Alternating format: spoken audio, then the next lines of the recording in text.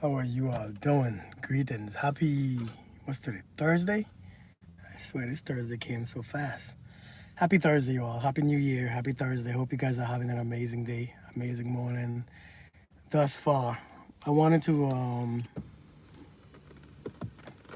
take a minute and come here for a minute, for a short minute while, before I walk in the gym, while my carbs is uploading. Good morning, Miss USA. How you doing? How you doing? Greetings, blessings, and greetings. I hope you guys are having an amazing day, an amazing year so far. So far. I I was just realizing something. Somebody asked me a question recently, and I just wanted to hit on this question because I think a lot of us, um, yeah, I think a lot of us.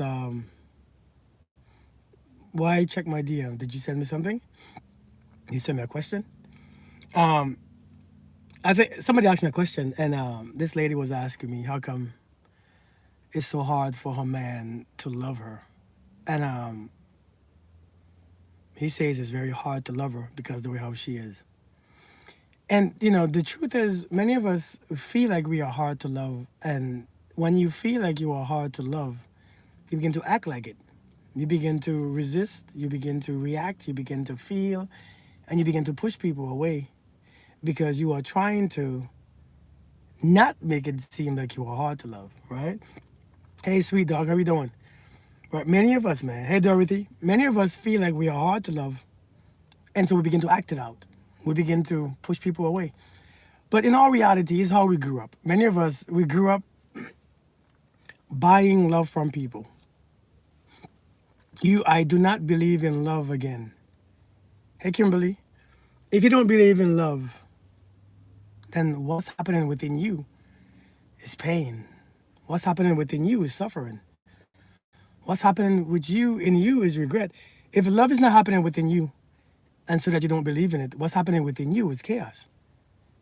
And love is not on the outside, love is on the inside.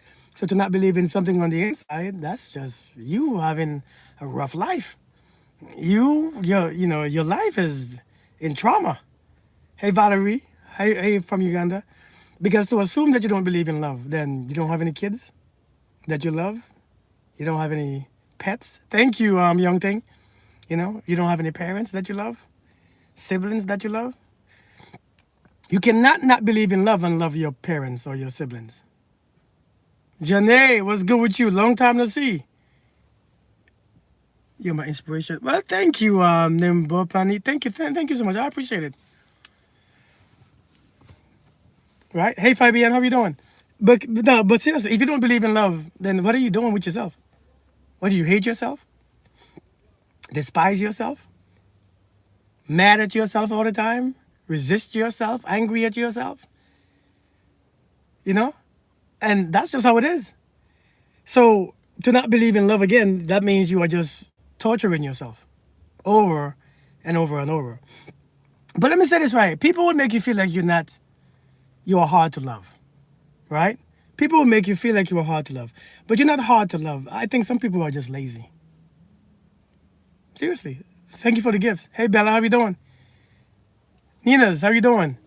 Some people are just lazy. They don't want to try. They don't want to not be able to not judge you.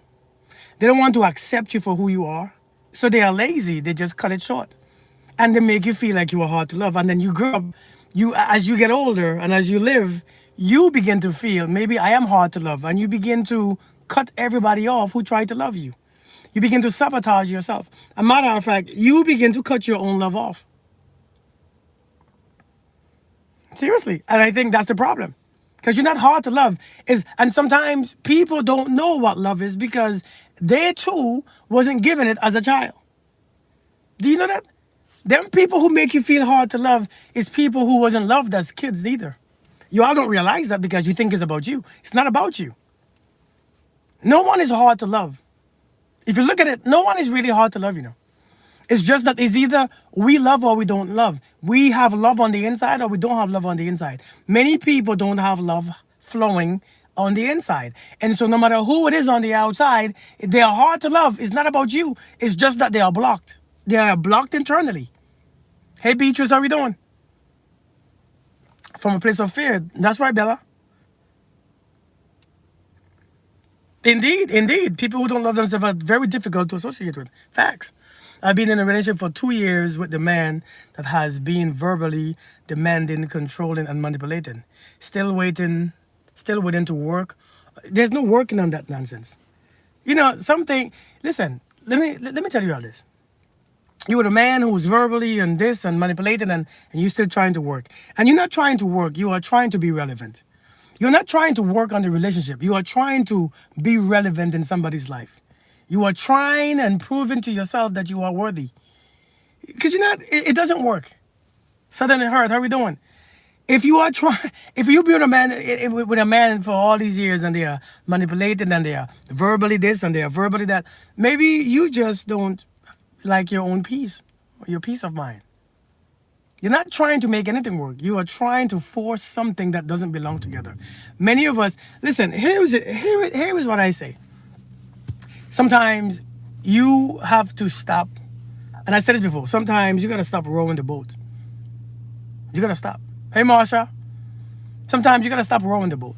You have rowed for too long. You have rowed the boat for too long. And even though you realize that you are the only damn one rowing the boat, you don't want to stop because you know for a fact that when you stop rowing, the boat stops. You are completely, you don't know where you're at because when you stop rowing that boat, you stop movement. And when you stop movement, you don't know where you're at.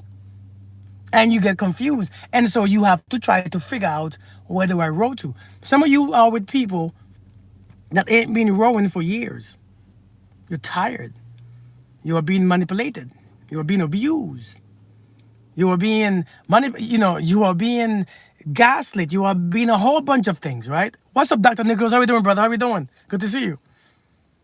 And so you're not trying to make it work. You are trying to force something that you know. You are trying to give something that's already dead CPR. And that's why you're tired. Hey, Lisa. Good to see you. Good morning. And so sometimes that's what you have to understand. That's what you have to understand. Because sometimes some of you try too hard. You know, the thing about trying hard in a relationship, when you gotta try hard, this shit is most of the times the reason why you gotta try hard is because there's nothing there. Most of the times the reason why you have to try, everybody, it's so hard. Relationships, you know why? What makes relationship hard is only when one person trying. That's what makes it hard. Because if both of us trying, you realize it's less effort. You ain't got to make up for what they are doing or what they are not doing. The relationship should flow. Listen, do you realize the relationship with your friends and your best friends just flow natural? Same thing with relationship. The same thing with relationships. Why does it have to be hard? I mean, have we ever asked that question? Why does a relationship have to be hard? Like, what makes it hard? Trying to force something? Trying to be with somebody who doesn't really like you? Trying to be with somebody who doesn't respect you? Trying to make it work with something that is not trying to make it work? That's what makes it hard. My perspective the other week when you said to rest in love instead of trying. I'm telling you, for real, Grace, I think many of us, we try so hard. Relationships ain't supposed to be that difficult. It's a natural thing that happens when two objects are attracted to each other. I mean, when two people are drawn to each other and are attracted to each other, the things just flow. Now, there are some things that you have to, make sure that you are doing.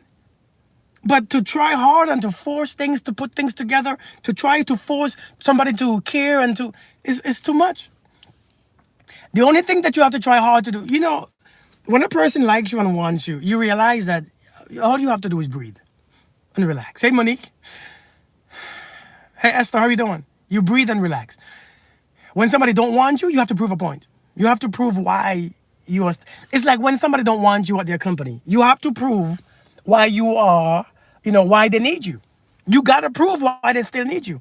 When somebody don't want you in their company, and when people ask you questions like, hey, what do you bring to the table? Is you having to prove what value do you bring to this? Because I don't see it. I don't see it. I don't get it. I can't figure it out. So you tell me what value. But do you know what this? Do you notice? Have you ever seen a team, NBA or NFL or one of those teams, want somebody to play for them? They don't ask them, if I want you to play for me, I don't go up and ask you, what do you bring to the table? What can I use you for? No, no, you already seen me play. You already know what I can do. You already see how gifted I am.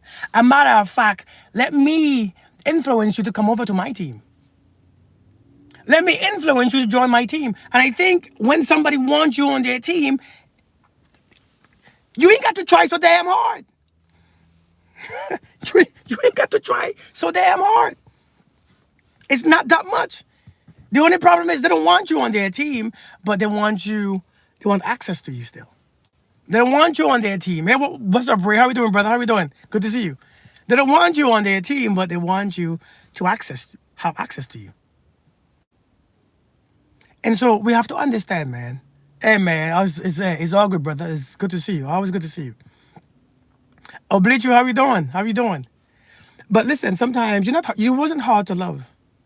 Some people are just lazy with their love. Some people just don't want to love you. Some people want everything that you are giving to them, but they want it from someone else. Seriously. They want everything that you are given, that you are offering, but they don't want it from you. They want it from someone else. If you was somebody else, it would be, if you was the person that got away from them, if it was the person that they wanted, it would have been so much better. It's not that you are doing the wrong thing, it's just that you are the wrong person for them. That's it. It's not that you're doing the wrong thing. You're just the wrong person for them. And sometimes that's just how it's going to be. But you're not hard to love. Stop thinking that you are hard to love. Stop going into relationships thinking that you are hard to love. Stop going into relationship resisting the idea that someone's going to love you. Stop being hard to love. You're not hard to love. You're just messing with people who don't know how to love. You're messing with people who had terrible childhoods, who was rejected. You are messing with people who had to pay to be loved. You are messing with people who don't know how to use their hearts. You are messing with people whose heart chakras are blocked, and therefore they're making you feel like you're hard to love. You see, to loving you is very natural. Let's be honest. People can love. Listen, have you ever seen that show, Love After Lockup? Love during lockup? People love criminals. I don't care if they're a murderer or a thief or just a crook. People fall in love with them. You know why? Because once you start giving people attention, that's your energy. If you can't love them as you give them your energy, sometimes we are just blocked. We all have different love languages. It's not about love language, I think once you master the art of love, you don't need a love language, really and truly. Indeed, Miss USA. Indeed, like once you understand that love is something that you can't really explain it because it's a higher frequency than words. It's not about explaining it. It's not about trying to put words to it, because the more words that you put to what love is and stuff, you confuse it more. But the problem is that the love language was just an idea on how to, recognize some form of love. It's just an idea, right? It's not the truth. It's just an idea, right? It's just an idea. The way how I love someone may not be recognized as love. But that's not true. That's not true at all. Oh, hey, Jeremy, so you there? I see you.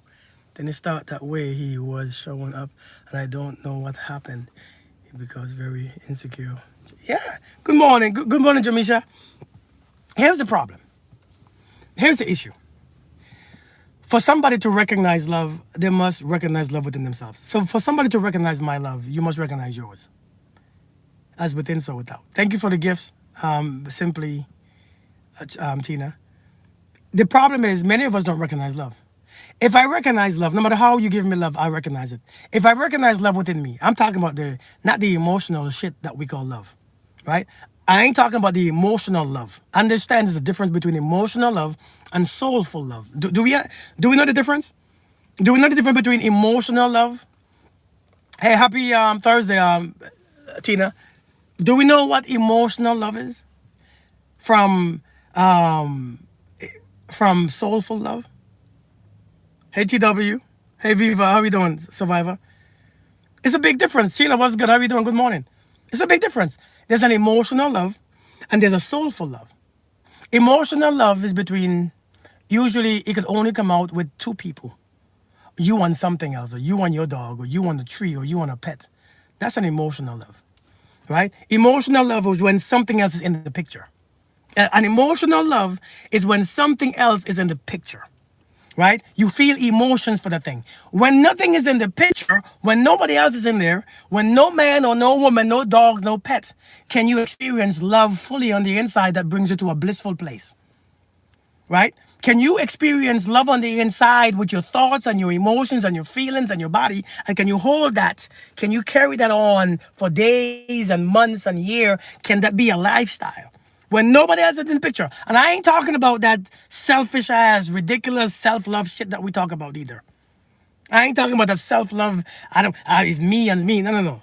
Self-love doesn't exist. Self-love is just you expressing the love on the inside. You do it on the outside. It's the same thing. What you do on the inside, you do on the outside. What you do in the dark, you do in the light. There is nothing that you could express on the inside that doesn't express on the outside. Does that make sense? So I ain't talking about that this social media self-love narrative that we portray. But many of us, we only know how to access emotional love. Emotional love is only when we don't know how to recognize love without somebody igniting the fire, without somebody being present, without somebody coming into our life. And that's why many times when somebody leave our life, it's gone. When somebody walk away, we hurt and we suffering and we crying. I will never love again. You see people who quick to say, I will never love again. They never experience soulful love. Because if you experience soulful love, you realize that it's your love that has been there all this time. It's nobody else's love. It's only been your love. You cannot feel people's love. You can only feel your love. You can recognize people's love. That's all you can do. You can't feel my love. You feel yours. When it's recognized within you, is when you experience love. You cannot feel my pain. You cannot feel my love. All you can feel is your pain reflected on me. That's all. Same as love. Good morning, Survivor. Seriously, you could only experience your love. And so many times, right? Many times we think, yeah, it's his love, it's her love. Your love makes me. No, your love is the one who's been sustaining you. It's your love that keeps your face glowing. It is your love that keeps your mind open. It's your love that makes you forgive. It's your love that makes your heart beat. It's your love. It's always been your love. It's no one else's love. But oftentimes we quick to think that it's somebody else. And if I lose you, I'll die. It is your love. It's always been your love. You're afraid to lose your love. Ain't that crazy that you are afraid to lose? It is your love that you are afraid to lose. It is your love that you are afraid that will hurt you in the end. It is your love that you are afraid of. It is your love that you're trying to control and manipulate and try to hold back and try to, when you realize that it's your love, you give it freely because it strengthens it. See, the more you give it, is the more it's strengthened. But no, you don't want to give it. You want to give it on occasion.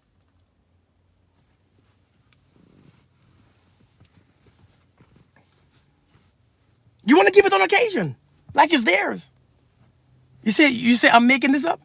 If you think I'm making this up, go ahead and exit the live. It's okay. I get it. It's you are the one. I mean, it's yours. It's always been yours. It's always been yours. You really think I can feel your love? A matter of fact, let me ask you the question, right? Let me ask you the question. When do you feel the most love? Is it when you give it to someone else or when you get it from someone else? When do you feel the most love? When do you feel the most peace?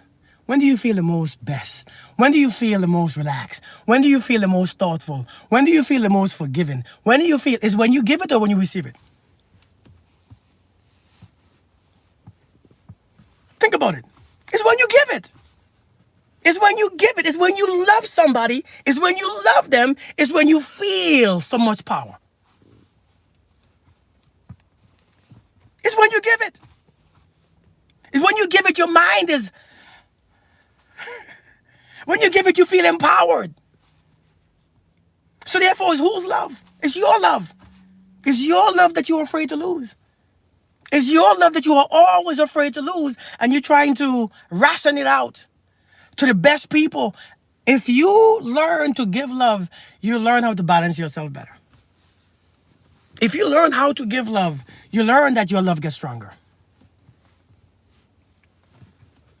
Dr. JH, long time no see, man. How you doing? How you doing? It's good to see you. It's only when you give love. And so when people make you think that you are hard to love,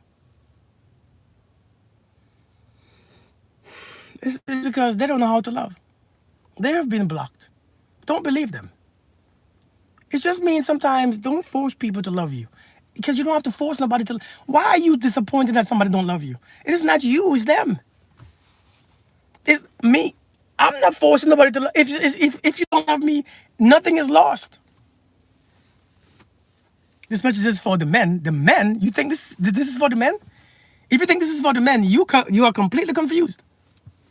If you think this is for the men, you are completely confused. If you think this is for the men, you are completely confused. Do you think women get this? Do you think women have this? No. If you think this is for the men, you are completely confused. Hey Sylvia, how you doing? Good to see you. I'm telling you, this is not just for men. How do you rate a man doesn't regard his wife as family? That's just petty stuff. I don't know how y'all do it. You think men don't know how to love? Or the men that you meet and reflect, the men that you attract don't know how to love? Listen, don't speak about men or women. Because many times you don't understand. That's like, just because you never met a millionaire doesn't mean that there are not millions of millionaires. How many millionaires do you meet a day? Probably none. Why? Because you don't go where they go. You don't do what they do. You're not doing what they are doing. So how many millionaires do you meet? Probably none. But does it mean that they don't exist? They exist all over the place. They exist all over the place. It's just where you are going and where you are parking yourself. You see, listen, if you, just because, again, if you don't know where the millionaire hangs out, hey Carolina, if you don't know where the millionaires hang out, you will never meet them. And then you might think that they don't exist. They don't exist. They only exist on TV. They only exist on TV, and they're all evil. Because you haven't met them, because you don't know where they hang out. And so when we talk about this, like, hey, all these men, women, it's because the frequency that you are getting, the thoughts that you think and the feelings that you are having, you are attracting the type of men that you are attracting. That's what it is, But we are so quick to think it's men or... The problem is not men or women. The problem is the knowledge that we don't have. We don't have understanding. We are quick to point the finger at the men or the women and realizing that your heart is in a place where you don't understand. We are so quick to point the finger. It's the men, it's the women. Have you ever met a man who can love? I'm a man telling you about love and you're talking about it's the men. How many women do you hear talking this? Hey, Happiness Blends. How many women do you hear talking this? And so here I am, a man talking this, and you're telling me it's the men? Seriously? I'm a man. I thought I was. I thought I've been one for a long time. But maybe I'm wrong. Maybe I'm feminine. Maybe I'm just a feminine man. Good morning, y'all. Good morning. Stop pointing men or women. Right? Stop pointing men or women. The problem is we don't meet people who are enlightened, and that's not because of the men. There are many people, men and women, who are the same. Ace of Spades, what's good with you? How we doing? Seriously. I mean, I'm not offended. I'm just saying, man, if we stop pointing men or women, we're going to find our tribe. It's based on the person. It's not based on the gender. Because they are, listen, believe it or not, who do you think love these men who are ridiculous the most? The women who are aligned with them. You cannot be, listen, Can two walk together unless they agree? You are walking with all these people in disagreement, and yet you blame one side. You choosing to walk with all these people in disagreement, and you're blaming one side. If you walking with somebody that you don't agree with, that shit is on you too. That shit is on you just as much as on them. It's conflicts of interest. But we are choosing to walk with people who we don't agree with. Because why? The ones that you want to agree with, they would bring out the worst in you. Listen, let me tell you something I realize. If you are not perfectly sane in your mind, if you are not healthy in your mind, because I don't want to say heal. If you're not healthy, if you're not mentally healthy and emotionally healthy, if you meet an emotionally or mentally healthy person, they will trigger you. They will trigger the F out of you. If you are not mentally healthy, especially if you have been in relationships with a bunch of manipulating people and toxic people, as you call them, and people who want to argue, and people who want to fight, and people who are gaslighting you, if you've been with these people, do you notice that even when you leave that person, the threat is still there? I coached a lady once, and when I coached her, her husband was just terrible. Good morning, Miss Carmel. Her husband was terrible. He was a terrible man, and I agree. He was controlling. He was abusive. I mean, he was that 666. Right? He was that 666 man. He was completely 666, the demonic man. And every day she tell me, every time we meet, I can't wait until he's gone. I can't wait. When he's gone, I'll do so much better. I said, no, when he's gone, nothing will change. She said, what do you mean? I said, because the threat now is not him, it's in your mind. The threat now is not him. Hey, lovely, is in your mind. The threat is in your mind now. It has taken over your body. It has taken over your perception. It has taken over the way you think, the way you feel. It has taken over your nervous system. It has taken over your brain and how you experience life. The threat is no longer him. She said, what do you mean though? I don't understand. Because he's the reason. I said, yeah, he may be the start, but now you're finishing it. And so she bet me. She said, watch, you'll see. She said, you'll see. Finally, he left. He moved out. They got divorced. 6 months later, I said, you see, you're doing the same crap. That's my point. The threat is not him. It's you. It's in your head. Because once you start, and no matter what man that comes along, the threat is still there. I posted something on my members chat yesterday. What did I post again, Jamisha? What did I write? That quote? Do you remember? What quote was that again, Jamisha? I posted something that says like this. Oh, why revolution happening? Don't you know? There's a revolution of people who fighting. I'm not fighting anything. I'm not in a revolution. People in a revolution is the ones who I'm not to fight. I'm not nothing to rebel from, nothing to fight from. I don't have those things. Listen, the revolution is people who are in it. I'm not in it, but I get it. It doesn't make it any better, right? Let me ask you a question, right? If you cross the river with a raft, when you reach the other side of the shore, do you carry the raft on your back or do you leave the raft right there? Anybody want to answer this question? We have to change for our dominant negative. Indeed. When you take a ship or a boat or a raft and you cross the other side of the river or the lake or the pond, do you take the raft and carry it on your back and keep you walking on your journey? Or do you leave it the hell where it is? You leave it. You leave the damn raft. We ain't leaving no raft. We carrying the raft. The things that we use to cross over, we're still carrying it. The same things that we are using to cross over, to exit from, to escape, the same things that we have escaped from, we're still carrying it everywhere we go. Hey, Tamara, we're still carrying the raft every single day. Hey, Delusa, how we doing? And so now we wonder why we always tired and drained, because we keep carrying the raft. If you leave the raft, whatever you have used to get to the other side, if you learn to put it down, you have crossed it. You no longer have any use for it. You put it down and you continue your journey like you didn't have it. But we keep carrying it. We carry the raft everywhere we go. How do you stop carrying the baggage? You should. The question should be, how do you carry it? You see, we do so much shit that we don't know how to not do it. Right?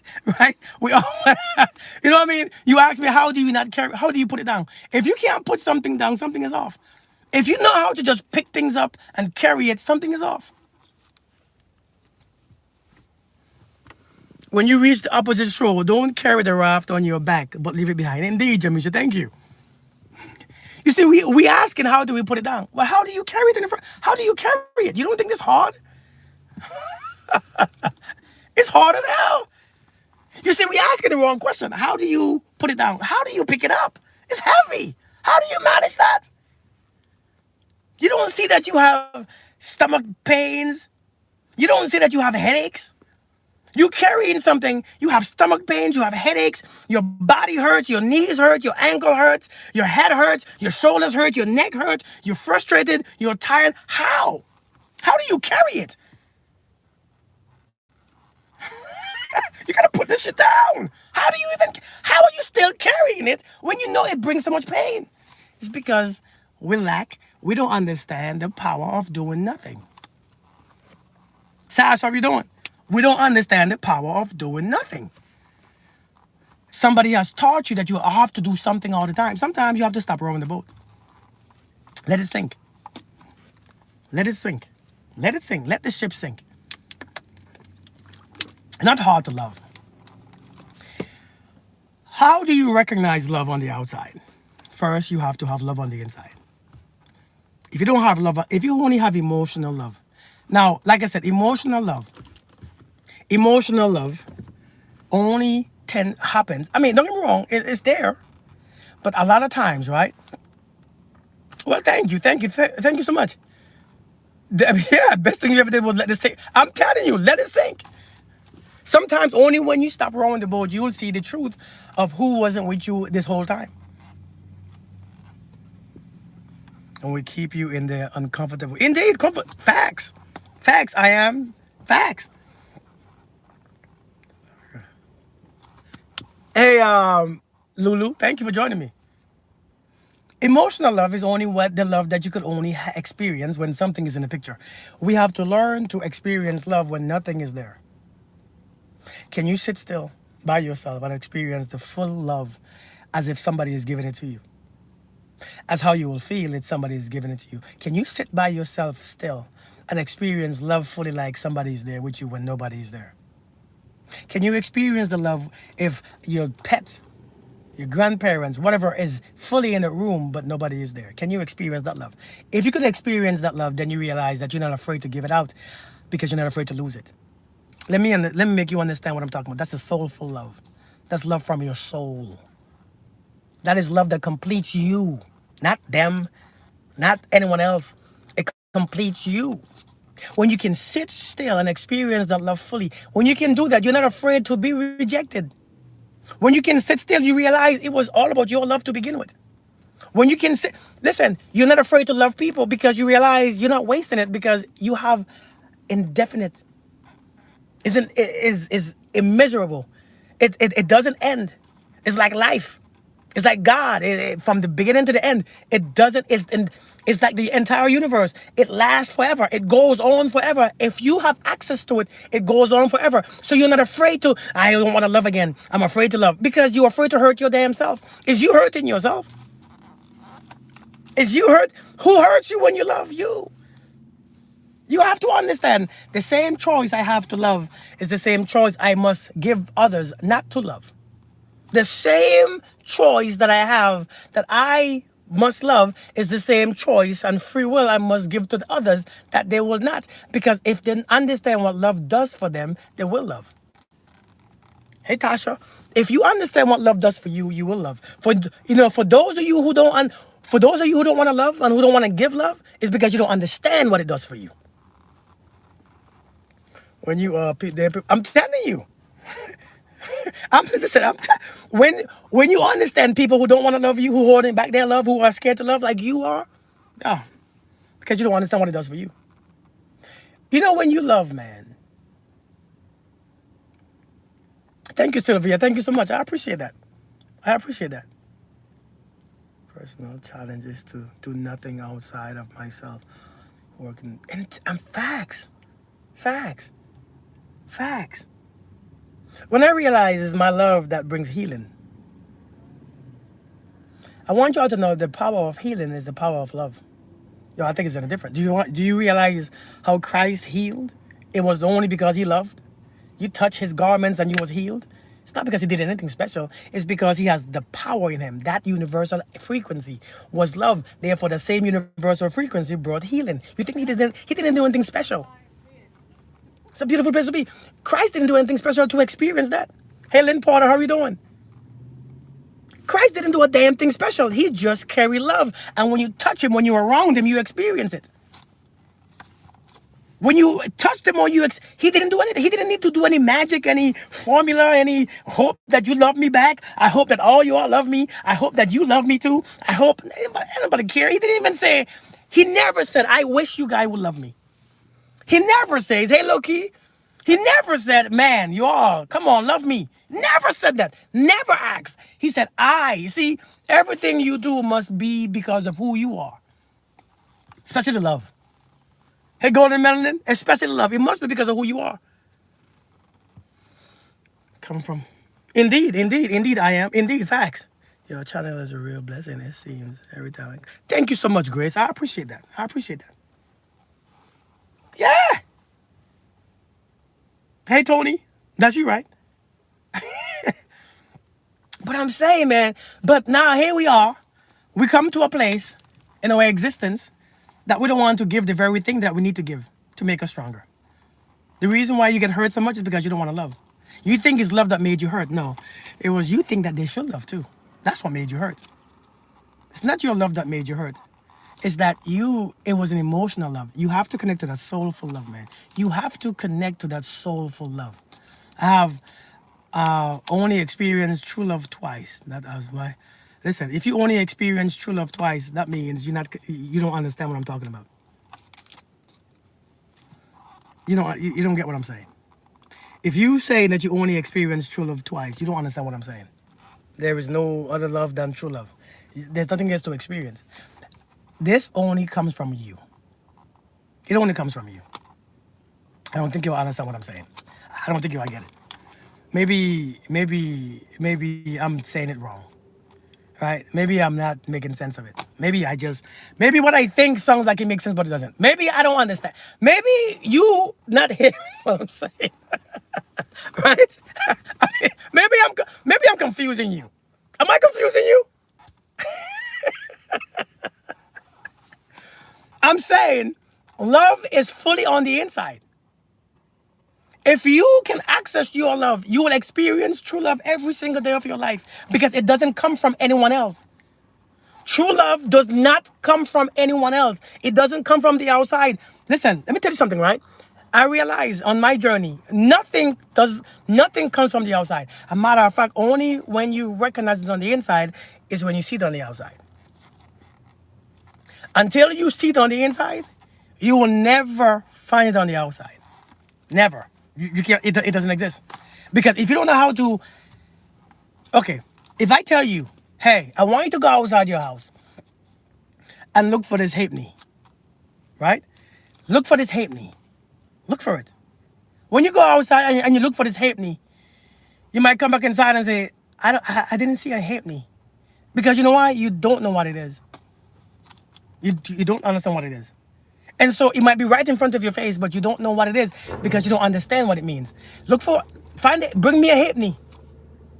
Until you understand and learn how to, what's it called? Recognize a halfpenny. from the inside of your mind and your memory and your emotions and your body and your experience. Until you understand how to recognize a halfpenny, you will never find a halfpenny because it doesn't make sense. So if I say, hey, I saw this green elephant. He was a trinket green elephant. You cannot understand. Your brain don't make sense of it. A what, Kirk? A green elephant. What is that? You don't know what a green elephant is? No, I have no idea. I don't think. And so your mind cannot, and so your mind begin to look all around for something that makes sense, and it doesn't make sense. It cannot, the mind cannot accept it. It cannot understand it, right? Your mind cannot accept it. It cannot see it. It cannot put it in sense. And so your mind goes traveling around, your mind wandering, looking for, and it doesn't make sense. Until if you see a green elephant before in your life, when I speak about the green elephant, you're like, oh yeah, it was beautiful. That's the only time to understand it. You cannot recognize love on the outside. I mean, from the outside. It has to be on the inside. So the love comes from me, but why I feel certain ways when it's time to let it go? Because you don't understand that yet. Indeed, Tony, facts. Jamisha, well, thank you. That's a hell of a gift. I thank you for that. I woke up this morning and thought, I am love. Yep, I attract love, but I felt a tiny bit of doubt. I thought to myself, Kirk, can you speak on love? And you popped up 30 minutes later. Oh my! You think that was a do you think that was a what's that word? A coincidence, Jamisha? Thank you for the gift. I appreciate that. Something made me stay in my car. And you know, that's how we are connected. That's how that we are so connected. He said, we are so connected that we don't even realize it. We all are, to be honest with you. It was a message of the, I'm telling you, it came with the wind. I'm honored and thank you for your gift. I appreciate that. I appreciate that. You know what, love? You know how to access that love? Can I tell you how to access that love? Can I tell you how to access that love? I'm gonna tell you how to access that love. I had to access that love too, because I didn't understand it for many years. Frequency manifested, which is confirmation. You know how to access that love is first thing first, man. You have to learn about thyself. You know, to know thyself is to love thyself. I learned that years ago. To know thyself is to love thyself. Many times we don't know ourselves, so what's to love? This has got to be one of the best live. I never listened. Well, thank you. I appreciate that, Kim. I appreciate that. I feel like every great thing starts within self. It does. It starts within self. Right? Thank you, young thing. Thank you so much. So the question is, so the love comes from me, but why I feel certain ways when it lets, because your subconscious mind hasn't acknowledged the fact that that's a true statement.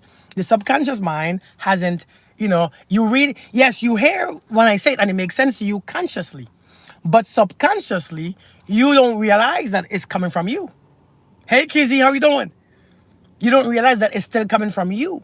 And so that's why you feel weird giving it, because you want it back. You think that just because I love you, you should love me. And if you don't love me back, then I gotta stop loving you. And that's what we all think. Right? That's how we are all thinking. Well, if I love you and you don't love me, it's like if I open your door and you don't say thank you, I should have closed it. Right? That's not real. That's you doing things. That's you doing things for a specific end result. You see, we use love for an end result. Think about what I'm saying. Outside is a reflection of the indeed. Think about what I'm saying. We use love for an end result, to control something on the outside. If I give you my love, I expect you to love me back and treat me this way. And so we use love as a manipulation tactic. If you really understand what I'm saying, this is not a bad or good thing. This is just a realization that we need to understand. Hey, Janelle. And so many of us, we use love for and it's like, it's like we always have to do something to get something, right? If I do something, it's to get something. And so we so used to living that life. So now we are using love to get something in return. We are using love to get sex, right? Because men use love for sex, or sex, and women use sex for love. Have you heard it before? Men use love for sex. Hey Riri, good to see you.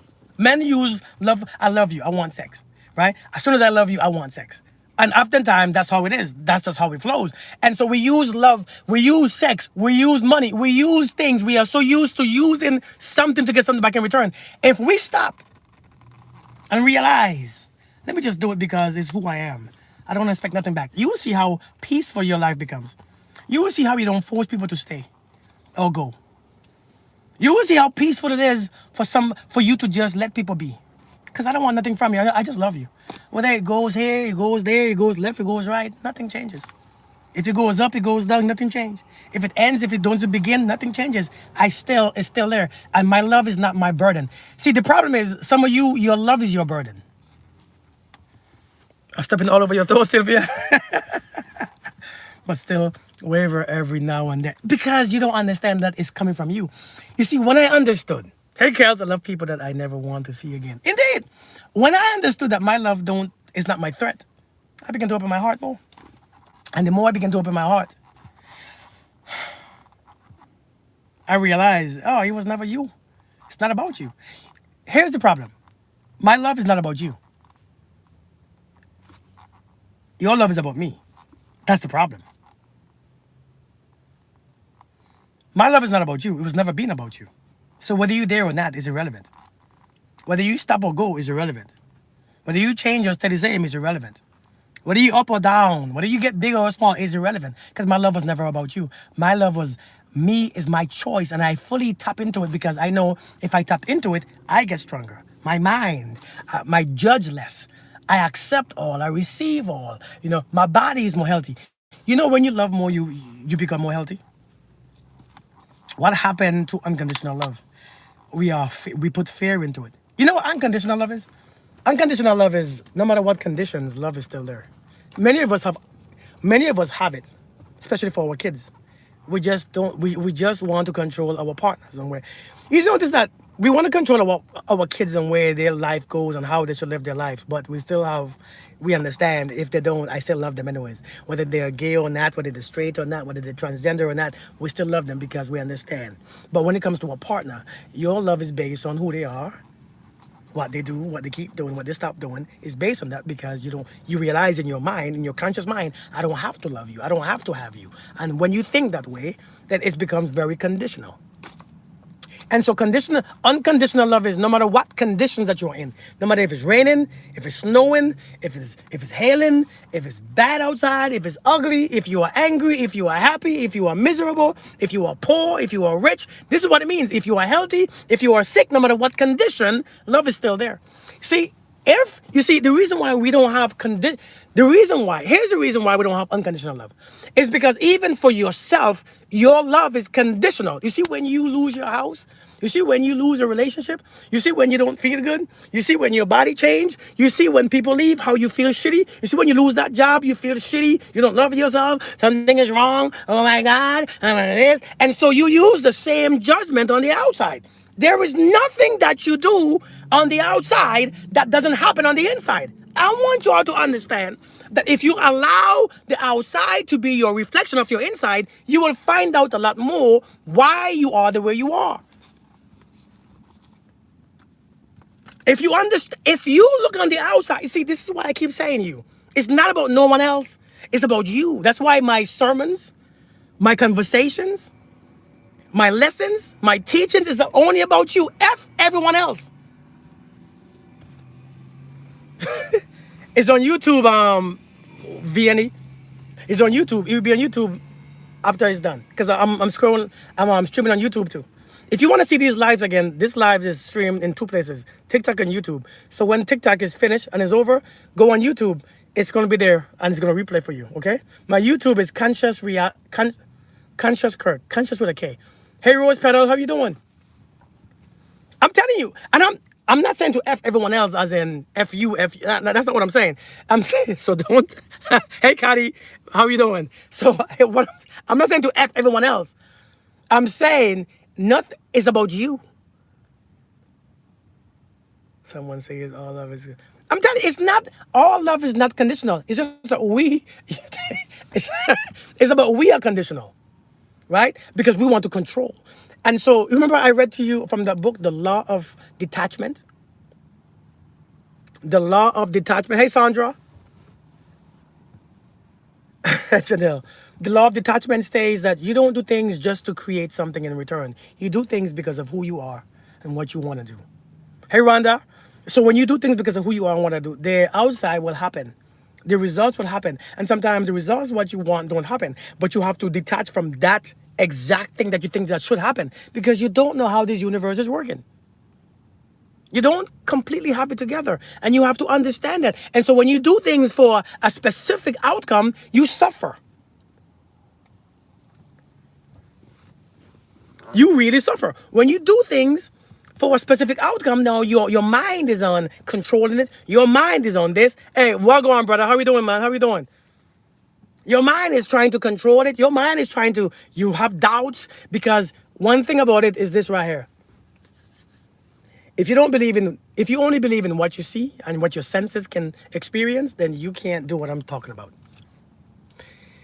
This love thing is one of the most difficult things because it's the most easiest. It's actually easier to do than to, it's easier to do than to speak of. You see how people say it's easier said than done? This is easier done than said. Because the more I speak is the more it confuses you. But if you just do it, it's very simple. We do things expect exactly. This is easier done than said. I promise you. Love is. It's just that you complicate it because you think it's difficult. You think it should be difficult. Because everybody has around you has made it look so hard and challenging. Everybody around you have made it look so difficult and so conditional that you picked up that conversation, you picked up that trajectory, you picked up that experience, and you think it's something that you gotta do. You ain't got to do anything. Am I in love? Am I in love? What does that even mean to you? What do you think that means? Am I in love? What do you think that means? What do you think that question really means?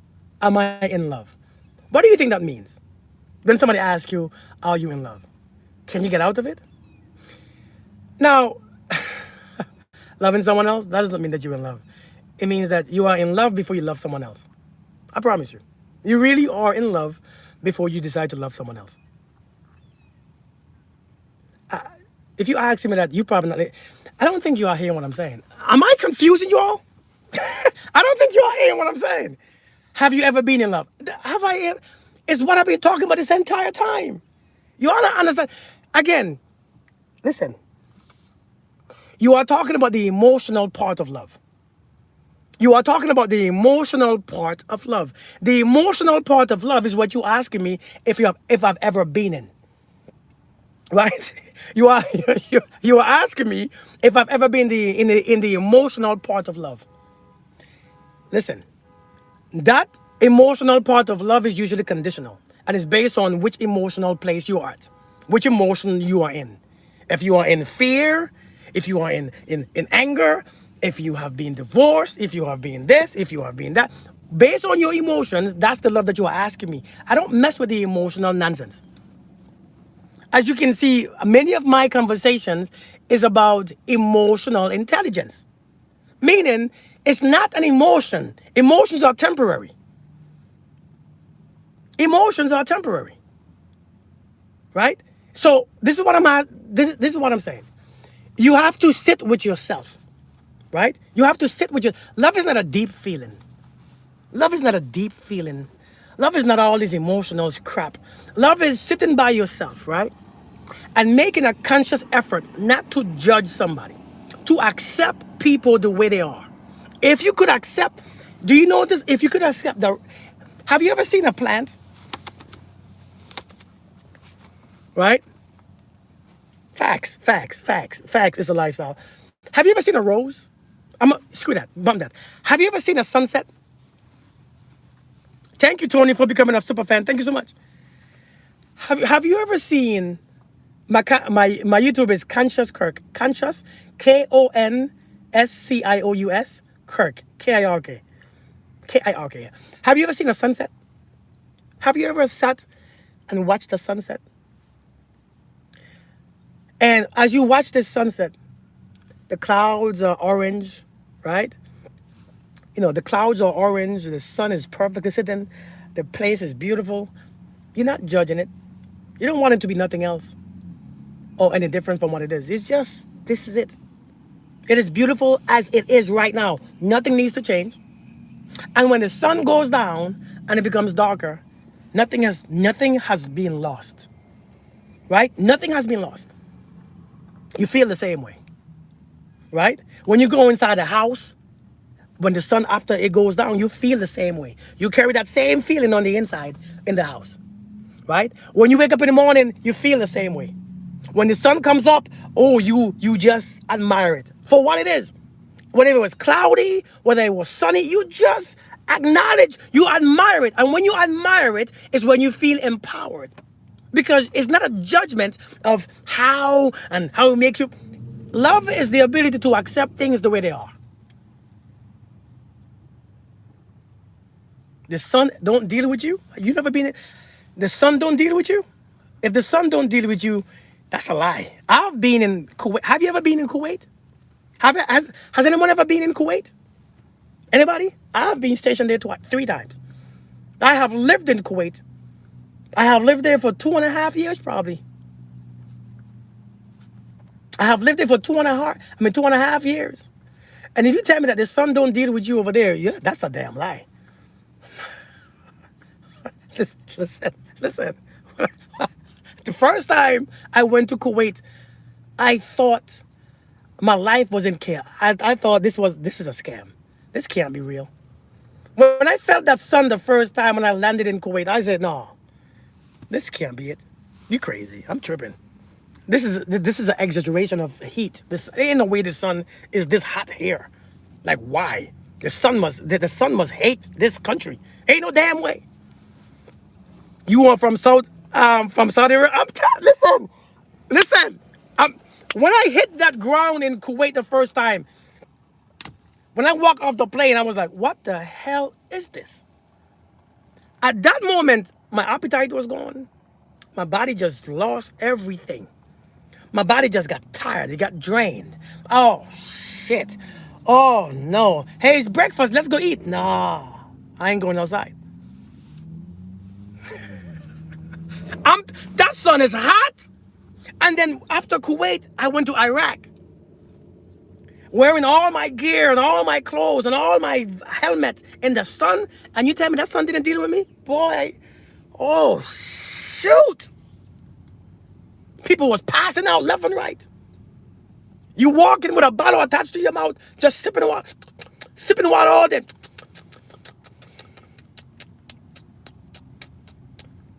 After 2 minutes, the water got hot. You can't even drink it no more.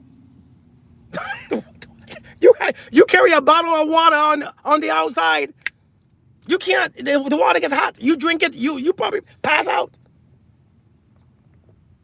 But what am I saying is this right here? But what am I saying though? Seriously, all joke aside though. All joke aside. You're gonna deal with people. The way how you deal with people. The reason why because you want somebody to act. I never knew why grown men put those stuff in on their cars. I don't get it. Grown men with all the noise. How do you drive around without a noise? You all of us. How do you drive around without a noise? You can't talk to nobody on the phone. What do you say? I can't hear you. Why? How? You can still hear him.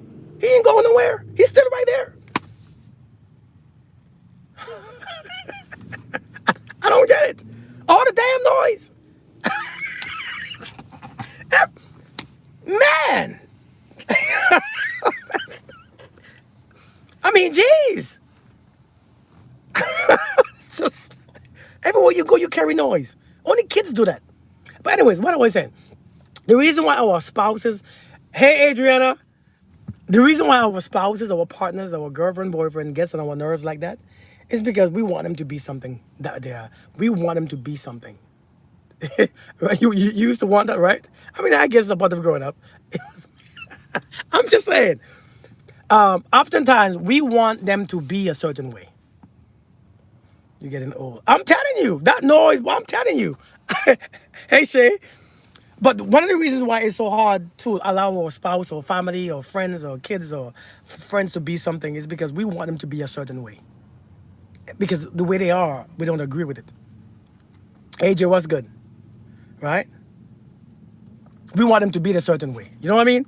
And so what we do, let me hold on, let me block this person real quick. So what we do, every time they do something that we don't like, we fight it. Every time we do something that they don't like, we fight it. We get angry. You want him to change, the more emotionally aware. Leave him alone. He's perfectly fine. He is perfectly fine, man. You know what I mean? Ain't nothing wrong with him. You just, sometimes just because you don't like something doesn't mean that something is wrong. Just because you don't like something doesn't mean something is wrong. It doesn't mean anything is wrong with it. You just don't like it because it's not what you were used to. And sometimes you have to understand, if you're not used to it, just leave. Leave it alone. Because if you leave it alone, somebody might come along and love it and enjoy it more than you enjoy it. Maybe you should allow them to enjoy it. Right? We want them as our imagination, like facts. If you understand what you don't like about me, somebody else love about me. Seriously. Hey, Glam. I mean, let's be honest. What you don't like about me, somebody else will love about me. And so it's not that people have flaws. It's just that you don't like this. You don't like this about them, and that's on you. That's your problem. That's your issue. That's just your problem. And so if that's your problem, leave. Leave. But I think one of the biggest issue that we have is being with somebody and asking them to change. I think that's a manipulation. I think that's being a narcissist. You want to have them, but only if you behave this way. That's not love. That's control. That's not love. You know what love is? Just like how the Bible speaks about Christ, the way how Christ loved. Be the way you are. Why can't we not change for each other? You can change for him if you want to, but it's his choice to change for you. If he doesn't want to change for you, leave him alone. If you see the need to change for him, then you do that. But that's on you. Remember, enlightenment, and empowered and being aware and being conscious is for the individual who's doing it. It's because you want to experience life on a better, higher plane. But I cannot expect, just because I want to experience life in a higher frequency way, that people should do the same. They shouldn't do the same. This is my decision to be this way. And so you must allow people the right to experience the life that's fully within them, the life that they are, to be expressed in ways that they want to express it in. And when they are done with it, let them be done on their time. And if you can't take it, let people leave them alone. So I found a problem. That's what we do. We find problems that's not there. We find problems because our egos are too big. We find problems because our egos are too damn big. And sometimes, don't get me wrong, sometimes I do it too. Sometimes my wife gets me, sometimes my wife gets me a certain thing. And this weekend, Marsha had to remind me, hey, I understand why she is such and such. I get it now. Okay, I get it. Sometimes it gets you off guard. But then you have to, hey, this is why I picked her. This is why I picked him. Sometimes the reason why you picked them is the reason why you don't want them no more. Difference between happy and misery. Indeed. Let people be who they are. Let them be able to express themselves how they express themselves. Why is it bothering you? Right? Why is it bothering you so much? In this journey, I've walked this journey for about 10 years now. My wife is nothing like me. And I let her be who she is because she doesn't bother me for being herself. The way how she is perfectly fine. She doesn't practice what I practice. She doesn't believe and she is not a problem. I don't mind. It doesn't cause conflicts because she respects my stuff. I respect hers, right? I respect hers for the woman that she is, for the things that she have done with her, because she's grown. The shit that she has done is working for her. So who am I to come and say, hey, do it this way, right? Do it this way. right? Do it this way. So who am I to, you know what I'm saying? So my way of doing things is for me. The reason why I begin to study, right? The reason why I begin to go a little deeper within myself. The reason why I begin to learn, the reason why I begin to become more aware is for me to be aware of the shit that I don't like, that I hate, that I don't, that I never wanted to accept, that I fought, right? The things that I rejected, the things that and so the more I'm aware of the things that I reject, I fight, I struggle with, is the more I stop struggling, is the more I stop fighting it just the way how it is. It doesn't have to change. I'm the one who changed. And so I begin to, so I remember this past week, we are trying to buy a house because we have to move. And this week, she's, but what if? But I say, listen, you can't keep asking what if. Just do the damn thing. You can't have that fear that this, we have the resources, we have the means.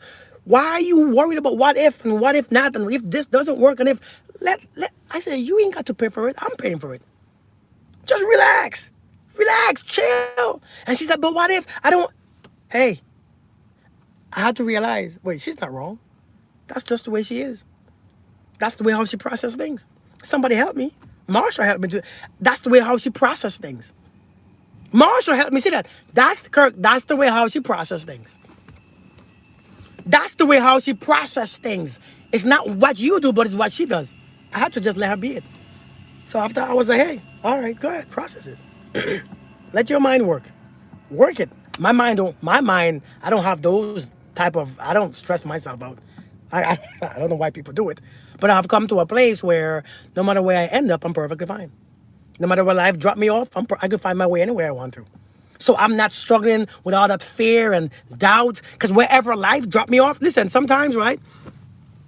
Indeed, Jamisha, wherever I have learned in this life that I have lived, having PTSD and all this crap, going to combat, getting struck by lightning, I realize no matter where life takes me, I can find my way back anywhere. And I don't want to find my way back.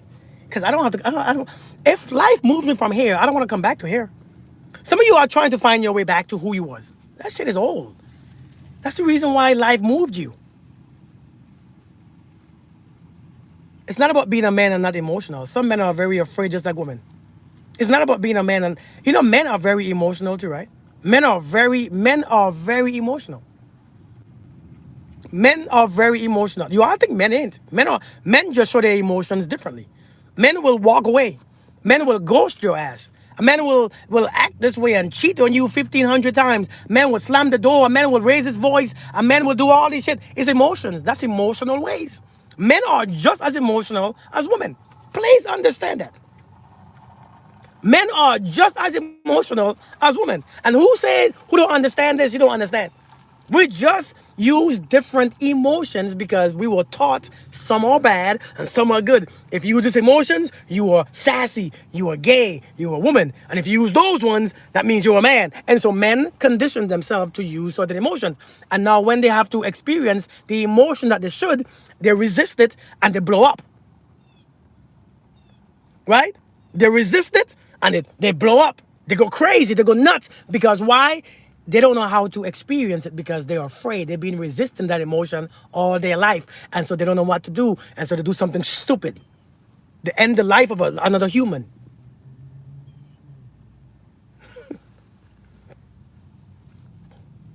So I'm just saying, that's why we deny certain emotions. Men are just as emotional as women. We are emotional creatures. Every human being are very emotional creatures. We just experience different emotions. We just learn to embody different emotions. So please understand, men are not less emotional than women. Why do you think we always horny and stuff? That's that's a very strong emotion. We horny as hell. We hungry. We all as we get older, our bellies get bigger. That's emotions that we don't know how to control. It's emotions. You all doing that? What y'all think all them? Oh shit, she bad. That's an emotion. That's something happening within me. Damn. Testosterone. I'm telling you, it's testosterone causes so much emotions you don't even understand.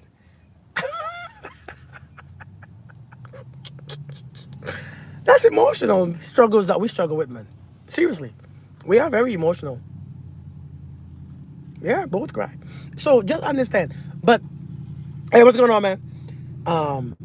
I just want you to understand though. I want you all to understand this right here. Love, this love thing that you are afraid to experience, is the love that you have within you, that was created when you was created, that was in you, that was is it was you see that same love that you had for your parents when you was a kid. That love was always there. It's just that you was afraid to use it because as you grow up, you realize that it could be used as a punishment. It could be used to manipulate you. Hey, Adrian, it can be used to, you know, buy you certain things. It can be used. But when you understand, when you understand, if you use it anyways, it empowers you. What advice would you give to a woman wanting a partner and to experience a healthy, happy relationship? Here is my advice, and I'm gonna be very honest. Okay, can I be very transparent? I mean, very honest with you, and tell you exactly what I want to say instead of what you want me to say, right? So that because I'm not gonna answer it how you want me to answer it, because I don't want to go that way. Okay, but can I answer it the way how I would answer this question, being where I'm at right now? What advice would you give to a woman wanting a partner and to experience a healthy, happy relationship? First thing first, stop being afraid not to. Stop being afraid not to. Everything is healthy. Only when you think something is bad for you, it becomes bad for you. There is nothing that's bad for you. It ain't bad for you. It's just you think that it shouldn't happen. In this life, everything happens to everybody. If you think something shouldn't happen, it stops you. Yeah, you freeze. Now, when you freeze, time goes on. You didn't, so you stuck. Understand what I'm trying to say? When you think life shouldn't happen this way, life shouldn't happen that way, this shouldn't happen, it makes everything more difficult. It makes things just looks a bit more complicated as it should be. So first, if you want to experience healthy relationship, first thing first, you have to stop thinking about the unhealthy nonsense. Shit would always happen. So get to a place where you stop thinking about the negative things happening. Stop being afraid, because right now it's the fear that's driving you to the hands of the ones who want to destroy you. Yeah, the story that you tell yourself. That fear will drive you to the places that's gonna hurt you. You don't go with the flow, you go with discipline. You arm yourself with discipline. You arm yourself with, you see, the more you love is the more you learn discernment. If you don't love and use your heart to love and indulge in love, if you don't love, see, if you love, everything is a lesson, because nothing really is that painful, because you understand it's your love. Your love was there. Your love is what you feel, because you can't feel mine. You know, like I said before, if I put my hand, if I rest, if I rest my hand on your arm, right? If I rest my hand on your arm, say this is your arm, and I put my hand. Thank you, Brandy. Thank you for the heart, me. Do you feel my hand? Can you feel? If I put my hand on your arm, do you feel my hand? Do you feel? What do you feel? Everything is a learning experience. Indeed. Do you feel my hand if I put my hand on your arm? If I put my hand on your arm, do you feel my hand? Najma said yes. Anybody else? Never. You feel my hand? You feel my hand, Jamisha?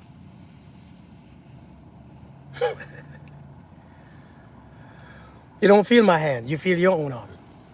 You can't feel my hand. Glad. If I put my hand on your arm, you don't feel my hand. You feel your arm. You feel a sensation in your arm. You don't feel my hand. You feel a sensation in your arm. You cannot feel my hand. You feel your warmth. Can you feel my warmth? Probably not. You feel your own arm. You feel your own skin. You can't feel my hand. Let me explain. Let me explain to you. Can I explain? Can I go a little deeper? You mind me going deeper? Can I go a little deeper for you all?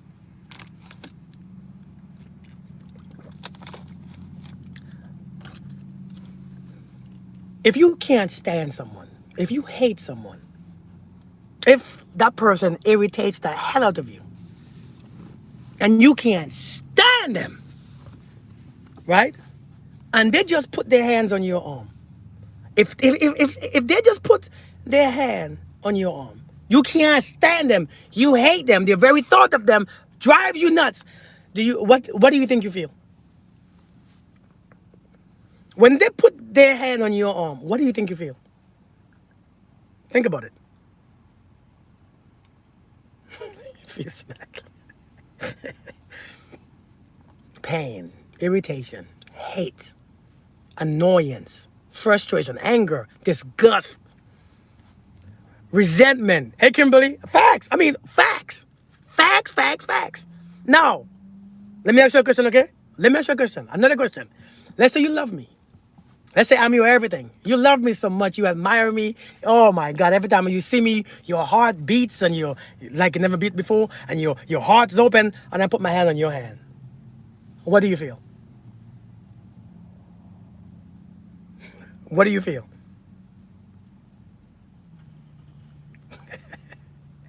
Sense of relief? Love?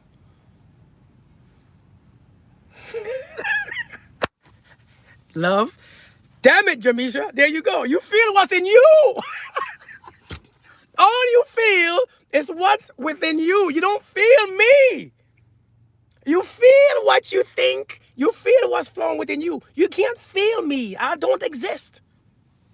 Please understand what I'm saying. Please understand what I'm saying. That's all I'm saying. You feel you. What's up, Omega? How you doing, brother? You only feel you. You feel your love. You feel your this. You don't feel my love. All I'm doing is touching you. I don't know how you feel about me. I'm just putting my hands on you. Remember, it's not how I feel about you is what you feel. It's what you feel about me. Understand. Please understand me. Because if you hated me and you couldn't stand me and I annoy you and I put my hands on you, I don't hate you. So if you feel hate, whose hate do you feel? It's yours. And now, if you love me and you miss me and you admire me and you cherish me and I put my hands on you, what do you feel? Your love, not mine. I don't love you. I just want to. Hey, thanks, brother. I appreciate you, man. I appreciate you. That's what you feel. And so you are afraid to lose that very thing that you control, your love. You're the one making them. Does that make sense now? Does it make sense?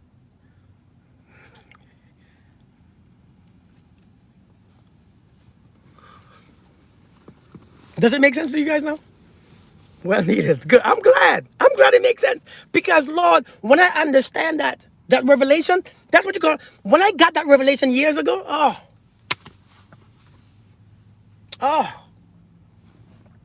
so simple, yet so, it's been me all this time. Indeed. We are the creators of our reality. It's you, it's your feelings. You can't feel. And so when I say, whose love do you feel? You're not feeling mine, you're feeling yours. You're feeling the way how you perceive me, how you think about me, how you see me. That's what you feel. You're feeling your experience of me. You can't feel my love, you only feel yours. What made you realize this for yourself? Because I lacked the ability to love. Hey, Deanna, how you doing? It made me realize I lacked the ability to love. I couldn't. I just couldn't. I couldn't tap into it. And so I had to, what? And so one of the first thing about awakening, when you are being awakened, and when you are being more spiritually aware, or when you are diving into yourself, love is one of the first things that you have to experience. Because only when you love, you can forgive. Truly forgive. I don't forgive myself because you don't love yourself. I'm mad at myself. Why? If you love everything else, all the shit is irrelevant. You don't take yourself that seriously. You don't hold on to anger. The scripture says in 1 Corinthians chapter 13, love holds no records of what? Love holds no record. What did it say? Can anybody finish that statement? Love holds no records of what? We give things value. Indeed, Kels. This is exactly what I needed this morning. Thank you. Good. Of wrongs. Love holds no records of wrongs. So why are you holding wrong against yourself? Because you don't love yourself. It holds no you what you still wrong about. Shit. That's something I had to learn. Love holds no records of wrong. Why am I still feeling I'm wrong for this? I gotta forgive myself. That you stop fluttering yourself. You didn't know. You didn't understand. You didn't know. You have no idea. And so I had to get to the love first. You see, when you get past yourself, you could experience this life. Until you get past yourself, all you experiencing is shit. You hear what I said? I want that to me. I want to say shit too. By the way, it's not a. I didn't say shit I said shit intentionally. I said it because I meant it. Seriously, like I wanted to say the word shit. Yeah, daughter of the Most High. I realize until you get past yourself, you don't experience anything. You experience everything emotionally. It's all emotional. You begin to filter things to your emotions. When you filter things to your emotions, you don't experience them fully. You only experience them emotionally. And emotionally is not fully because a lot of times your emotions is shit. Guilt, sadness, anger, resentment. What do you experience when you have all that shit in you? You can't even experience a simple child. You can't experience a simple peace or quiet. Nothing is experienced fully within you if you're still holding on to this resentment. I gotta forgive myself. I'm mad at nothing. It's too much filtering going on. And so we don't live life. We filter and sift through life, and we pick up the shit, and then we feel I'm tired. Because you're sifting through life. Let life come to you fully. If you allow life to be fully within you, you'll see how beautiful it is. And so you don't take this petty stuff. I resist you. I resent myself. I gotta forgive myself. Stop taking yourself too seriously. Don't you know that you are? The God lives in you. The God that you serve lives in you, lives within you, want to experience you fully. But he can't, or he or she or it can't experience you fully because you sift in him too. You sifting his words and his promises. You sifting because you have to filter out what he said to match your emotions. You gotta filter out what he says to match to cater to your feelings, to cater to your. This shit is too much. And so people ask me, how do you love yourself? How do you not? Ain't you tired? Thank you, Sylvia. This is why I keep returning to your platform. I appreciate that. I appreciate that. Thank you, Kids Light. How do you not love yourself? God, you always listen into your feelings. Oh my God, what he doing? What she doing? Nobody likes me. Nobody cares if nobody likes me. And you ain't got to like me. Why? How do you do that? How do you live like that? It's terrible. Hey, Stacia. Oh my God, this is so much. Oh my God, everybody pissed me off. Everybody. Oh, he don't call me back. She didn't call me back. How? How do you love? How do you not? Is the question. How do you judge yourself all the time? How are you always criticizing yourself? How you look past the mirror and you hate what you see? How do you not improve yourself continuously? How do you let go of yourself? How do you not forgive yourself? How? How do you do it? Don't flatter yourself. You have a big ego. Chill out. You are doing too much. Do less. When you begin to do less, you see the greatness of life. Do less, man. You all do too much. You all doing too much. How do I love myself? How do you not? It's your love that you experience. You can't experience mine or his. It's not your mother's love that you experience, it's yours. I know, it sounds crazy. Yeah, Stacia, it sounds crazy. It's not your father's love, it's yours. That's why you can't love now, because it was always yours that you experienced that was toxic. I hope I'm making sense to you all, man. Listen, I'm not a philosopher. I'm not a preacher. I'm not a preacher's kid. I'm not, whatever people who talk like this is. I don't know what the hell. I don't know. I'm not a therapist, right? I'm not any one of these things, right? But here's the thing. When I realized to go higher, I must let go of all this crap. And the way to go higher is to love. And higher literally means to elevate from your survival up to your heart. Higher is a journey. Life starts at the bottom. Life starts in your survival. And you have to go up. Literally, that's what you mean to elevate. I don't know what you all think elevation means. It means to elevate up from survival to now life. And when you can live in this heart and experience life in your heart, you elevate to your truth. Because without the heart, your truth is fear. Without this, your truth is filtered through your heart as anger and fear. And then when you speak shit. Understand, your survival is your root chakra, your sexual, your pleasure and your self-esteem. And if that is ridiculous and raggedy, your heart processes that stuff when you as the energy flow up, as information go up your spine, right?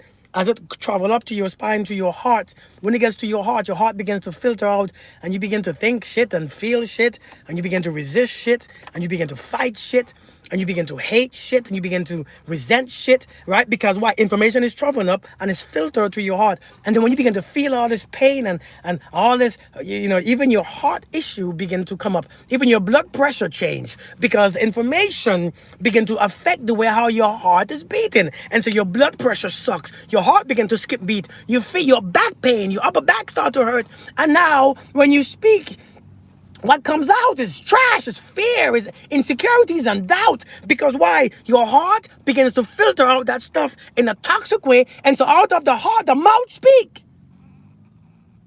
That's what happens out of the heart. And even if you're speaking to people, and put it on a show like you are good and everything is good, when you are speaking to yourself, that's what counts the most. Thank you, young thing. When you're speaking to yourself, because you don't understand your thoughts are also words. Because how do you think? Through words. So it's not that you speaking to people and lying to them, or everything is good, and I'm positive, and and life is good. But no, when you're speaking to yourself, it's your real conversation. Have you ever had a conversation with yourself? Have you conversed with yourself and you realize that is the greatest conversation that you'll ever have? Think about what I'm saying. Have you ever? Have you ever had a conversation with yourself, but when you try to put it in words with someone else, it doesn't come out well? Hey, Nia, love, how you doing? Every day, right? I'm being honest. Have you ever conversed with yourself and it's them, oh, shoot! But when you try to speak to somebody else, it don't flow the same. You're like, man, I can't explain it. Right? I can't. I can't, because that's the most important. That's the words. Those be the best conversations. And so out of the heart, the mouth speak. And so you have to understand, when you're talking to yourself, man, when you're thinking, when you're on the internalizing everything, you come from your heart. Look and see how closed and dirty your heart is. And just because you can talk good to yourself once or twice when everything looks good, when the promotion comes, when the person love you. Indeed, Sasha, when the person show you love, when the person takes you out, or when your kid give you a hug, and you can think and feel love, doesn't mean when somebody don't show you love, and when somebody don't hug you, and when a lot of us, you can see how shitty you feel when you by yourself, when that person don't call back, when the person don't text back, when your kid's gone. Look and see your thoughts. I only love me when I have a man in my life. I understand that. I mean that's real talk though. That's real talk. That's very honest. That's very honest, man. You only love you when you have a man in your life. But understand, if you are smart, have you ever had a mentor? Indeed. Have you ever had a mentor? A mentor in at work, in your job, anywhere. Somebody who taught you, like let's say a teacher. A teacher will start you out, but it's up to you to figure it out after the teacher has left. You see, it says when the student is ready, the teacher appears. A teacher will start you out in grade school, but when you become an adult, the teacher is no longer needed. No, you figure it out for yourself. You figure it out for yourself. If you can allow somebody to stimulate your love, you see, sometimes you have to allow somebody to. If you can only love when a man is in your life, use them for that. Use them for that. Let them teach you how to love you, because it's only you that you can love. They're just experiencing your love. Listen, if you close your eyes, if you close your eyes, right? If you close your eyes, and as you close your eyes, you begin to remember all the bad things people did to you. You close your eyes and you felt all the pain that people have given to you, that you have experienced over this time. Think about what I'm saying. As you close your eyes, you remember all the unhealthy things that people are doing to you.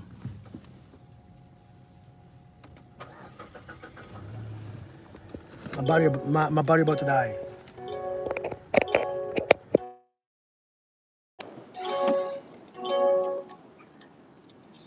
You close your eyes and you have all the bad experience, and your breath is fast and your body is tense because you close your eyes to figure it out. When you open your eyes, the first person you see, do you think that changes? The first person that you see, do you think that experience changes? Do you think the hate just disappear? The anger just goes away? Do you think it goes away? Anybody? So when your eyes was closed and you having all those feelings and emotions, and you open your eyes, whatever you see, wherever you turn your head, you experience hate.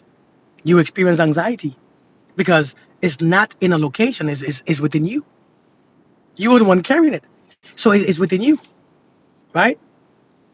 And so when you experience that, you realize, oh shit. So if your eyes are closed and you have hate in your heart, when you open your eyes, whoever you look at is hate.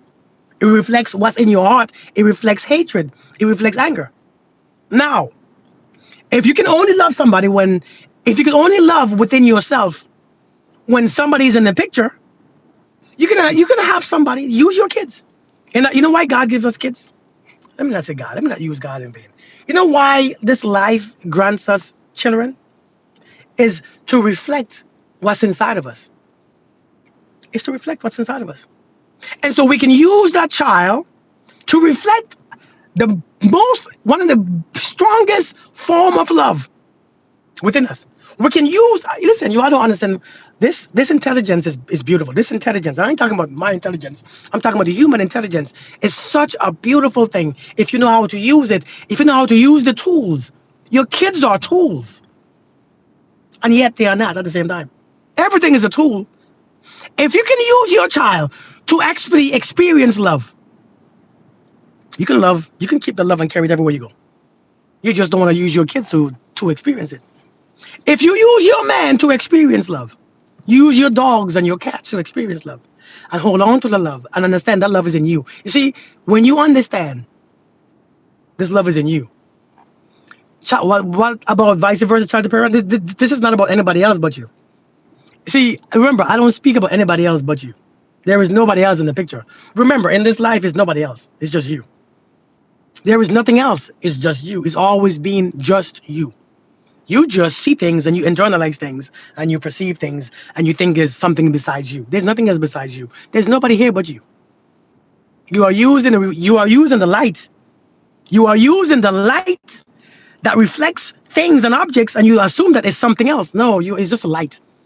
That's why Christ said, I am the way, the light, and it's just light is reflected on other objects, and you think that they exist fully. They don't exist within you. They exist outside of you.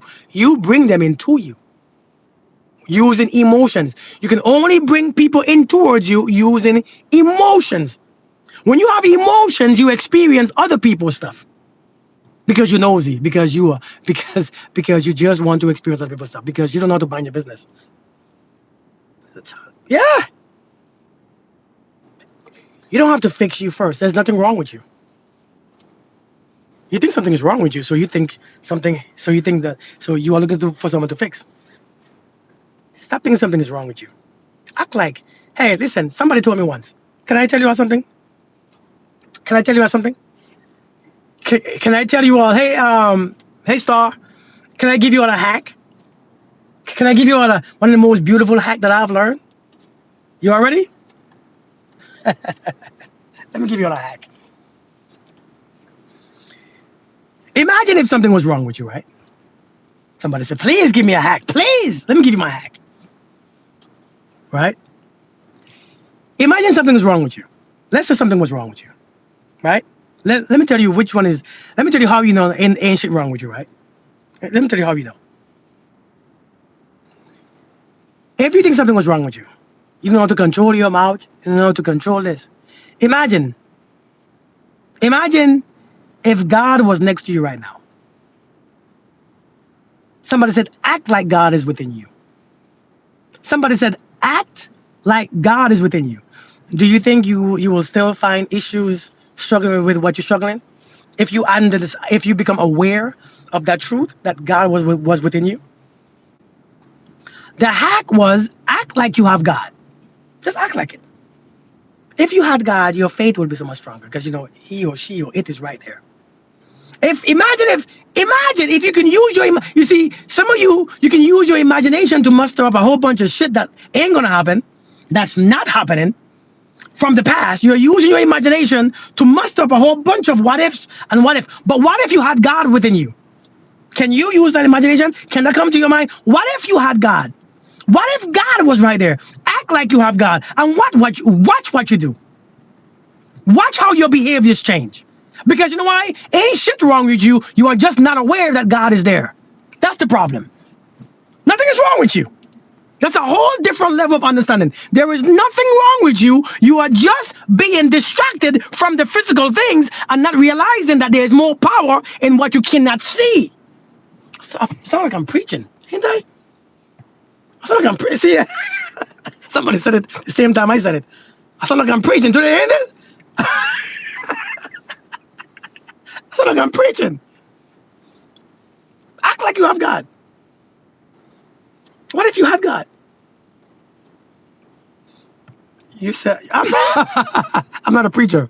But seriously, this is not for church. This is not about Christianity. This is not about. This is a act like you have. Remember, you have to use your imagination. How you use it. I'm screaming to your phone. I'm sorry. I didn't mean to scream to your phone. I didn't mean. I didn't mean to scream to your phone. Act like you have God. Light and life, case. Act like it. You want to be healed? Act like you are healed. You want to be wealthy? Act like you are wealthy. Act like it. Become like it. You have to leave one. This is why it has. This is why it says that you have to, in order to get to that promise, that kingdom. It said, I'm ministering. You have to die to your old one. See, you don't want to die to your old one. You want to see. You want to still live there and still live somewhere else. You can't do two. You can't choose two. You can't be in two realities. I need you all to understand that. Please understand that. I need you all to understand that. I need you all to understand that concept. I don't need you all. It says, how can I enter into the promised land? You have to die. Meaning, die to your own life. It means your thoughts, your feelings. You have to focus on the other side. You see, how do you stop speak? How do you die to one side? Live in the other. Let your thoughts, let your feelings, let your vision, let everything be in that other one. You don't have to worry about that one. See, you are trying to stop thinking about something. Who is that? Oh, shoot. You are trying to stop thinking about someone or about something. No, don't stop thinking about something. Think about the other thing. Hey, Kego, how you doing? Don't stop. Don't try to stop living this one. Live the other. You are not trying to stop. Stop trying to. If you're trying to resist or stop, that means this one fully exists. Live in the other. You have to live in the other. Think about the other one. Feel the other one. Embody the other one. You have to embody it the same way. Kimberly, I'm telling you. We are trying too hard to stop thinking about the past life. What? Focus on the present one. Act like you have God in you. That's the hack. If God was within you, what would you do? You see, because some of you, The problem is, some of you, the problem is, you want to act like you have emotions. Come on now. You want to act like you have emotions. You want to act out your emotions. I'm worried, so let me call. I miss him. I miss her. Let me text. Let me, I wonder what he's doing. You are acting your emotions out. You're not acting what you're not acting the truth. See, some of you only want to cater to your raggedy, filthy emotions.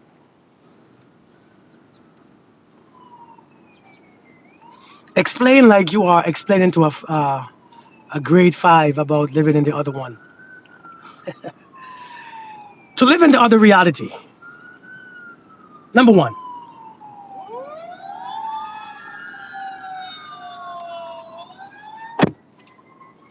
here is it. Here it is. Right now, let's say I'm broke. I don't have a good job. I'm not getting paid much, right? I'm anxious. I can't afford my bills. That's the whole reality because your thoughts, your your thoughts, your feelings, your actions, your behaviors, your body language, your anxiety, your resistance is in this reality. Now imagine if you was wealthy, all your bills are paid, your car note is paid, you have additional you are investing. Would you feel the same way? Would you have the same thoughts, the same feelings, the same body response? Would you be anxious? Right? Would you be worried? Would you be fearful? Would you have doubts? No. To have doubts, to experience wealth and to have doubts of being poor, or to have doubts of being wealthy, and to act like you think about poor things, it doesn't work because it doesn't match, it doesn't align. It's not in harmonious vibration. And so you have to die to one. You have to choose which one you're going to serve and go in fully. You have to choose which one you're going to serve and serve it fully. Just listen, I tell the story all the time. The story with Daniel in the lion's den. The story with Daniel and the lion's den, right? And the lion in the den, right? How many lions was in the den? How many lions was in it? Anybody remember? You know, back in those times, they didn't feed those lions. They didn't feed them for days because when you put a person to get tortured in the lion's den, it was completely ravishing because the lion was hungry. They were very hungry. And once you put that person in the lion's den, the lion will tear them jokers up, right?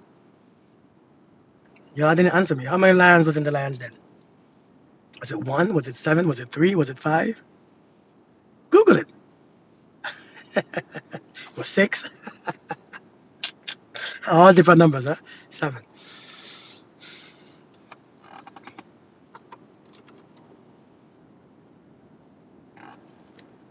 Maybe three.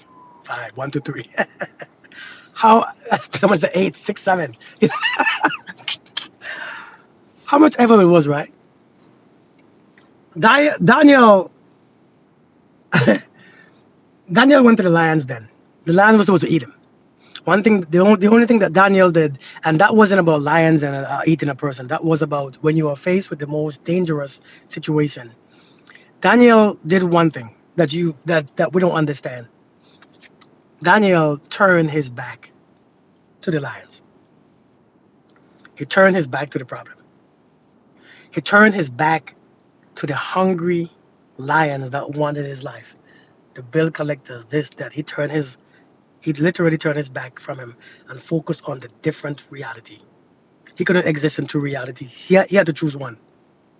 He had to have the thought of freedom, the feelings of freedom, the feeling of alive.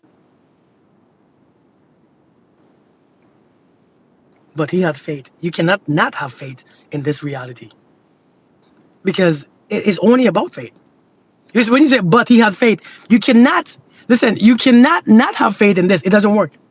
Because if you don't have faith, you are in your survival mode. It's only about your actions and your behaviors and your doing. And when it's your doing, you don't really have you don't have that kind of power. It's only about faith. You cannot create something that you don't know that it exists. Faith is the substance of the things hoped for, an evidence. And to have evidence of something not seen is your body gives it. You know what gives you evidence? Your body. Do you understand it? What gives evidence is your body. Your body gives the most evidence. Do you know that? Do you understand that? Do you understand what I'm saying? Hey, happy New Year to you too, Coco. Do you understand that it's your body that gives it evidence? Do you understand that? Do you know how? Do you know how? Your body is completely. Your body will tell you exactly what's happening because what you see is what your body picks up and what your body begins to feel. Nah, not fasting. Not yeah. That's what the church say. It comes with rehearse. It comes with overplaying it in your mind. It comes with overdoing it in your mind because you can. When you see something, your body respond to it. Your body respond to everything that you see. True or false? Your body will respond if you see somebody coming at you. If somebody, your body will respond. If you feel anxious, if your body feels tight, if it feels tense, it's because you're seeing something in there. You are seeing something, and something is worrying you. And so your body is just responding to what you are thinking and seeing. That's all your body is doing. And so your body, if you use your body as a tool to realize you are lying to yourself, you don't have faith, you don't believe what you are praying for, you don't believe that it's going to happen because when you pray and you're begging and you're tense and you don't really see it, you don't feel it, you feel scared, you still feel doubtful, it's not true. It's not coming. It's not coming. I don't care what you pray for. If your body is not in alignment, your body still don't have faith. You don't have faith. Faith is not just what you think. It's not just is evidence. Your body gives it the evidence. Your body gives it the reaction. Your body gives it that feeling. See, that's why he says, "Be still and know I am God." Be still. When you are still, you're about to receive something. You're not going to something. You are receiving something. That means I am God. Be still and realize and know. Realize, embody the God within you, and know that I am. I am God. I am God. I.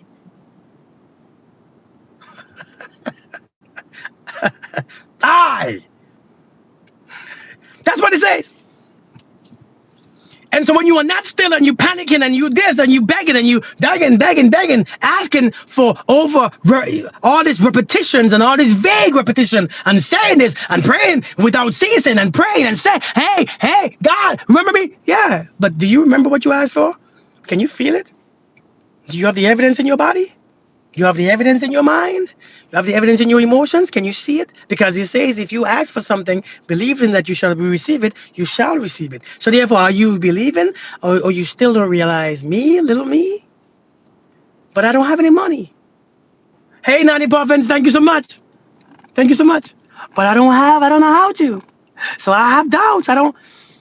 Somebody said, it's the most uneducated people most of the time that have the most faith. AO all is SAB. I have no idea what that means. It is the most uneducated people. Good morning to you too. Good morning. That has the most faith because they are not dependent on their own education. I'm very uneducated, by the way. I don't know how to do anything really, to be honest with you. I don't have all these blockages and assumptions, and I'm very uneducated. I put away all things. That's just not even. All these things is important. I just realized I don't hold nothing really that close to my mind. Now, poor people don't have faith. It's not about poor people have faith. That's not faith because faith is not always about being on your last bit. It's not always being on your last dollar, last this. How is that faith? God is not always at the end. God is not always at the bottom. God is not always broke. God is not always you have to heal. Why you always sick to begin with? Why you always in poverty to begin with? Why you always sad? Why you always and so it's not about faith. It's about your response to something.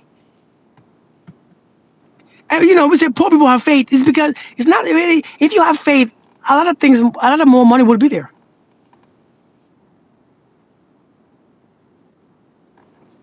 Yeah, it's ignorance. Whatever comes your way, which means be patient, whatever is in. You know, Um, you have to. Without faith, it's impossible to. Hey, thank you, Big London. How you doing? Without faith, it's impossible to do what? Seriously. And it's not just the Lord, but it's the law too. Thank you, Candy Can. I appreciate it. To please God, to please the Lord. But oftentimes, a lot of people replace the Lord with the law. I want you all to understand. Listen, this is not about my thoughts. This is not about my belief systems. Please, when I put these things out there, when I say these things, it's not about my book and stuff. It was the law. Sometimes, without faith, it's impossible to please the laws of attraction, the laws of this and the laws of that, the laws. There are laws that's governing us. And I know we say the Lord, and I don't want you all to think that I'm saying something crazy and offensive. I'm not being offensive. I'm just telling you some things have changed in the book. You cannot please the law or the Lord because the Lord is the law, right? He created the laws. So you cannot please the laws without faith in the law. You have to have faith in the law. And whether you don't have faith in the law, it still happens regardless. When you have faith in it, you have understanding in it. I had to understand. I study a bunch of laws, by the way. One day I'll speak about these laws, a bunch of universal laws that maybe we should. It's a bunch of laws. That's not something that I can just discuss like that. I have about 49 written in my phone. About 49 written laws in my phone.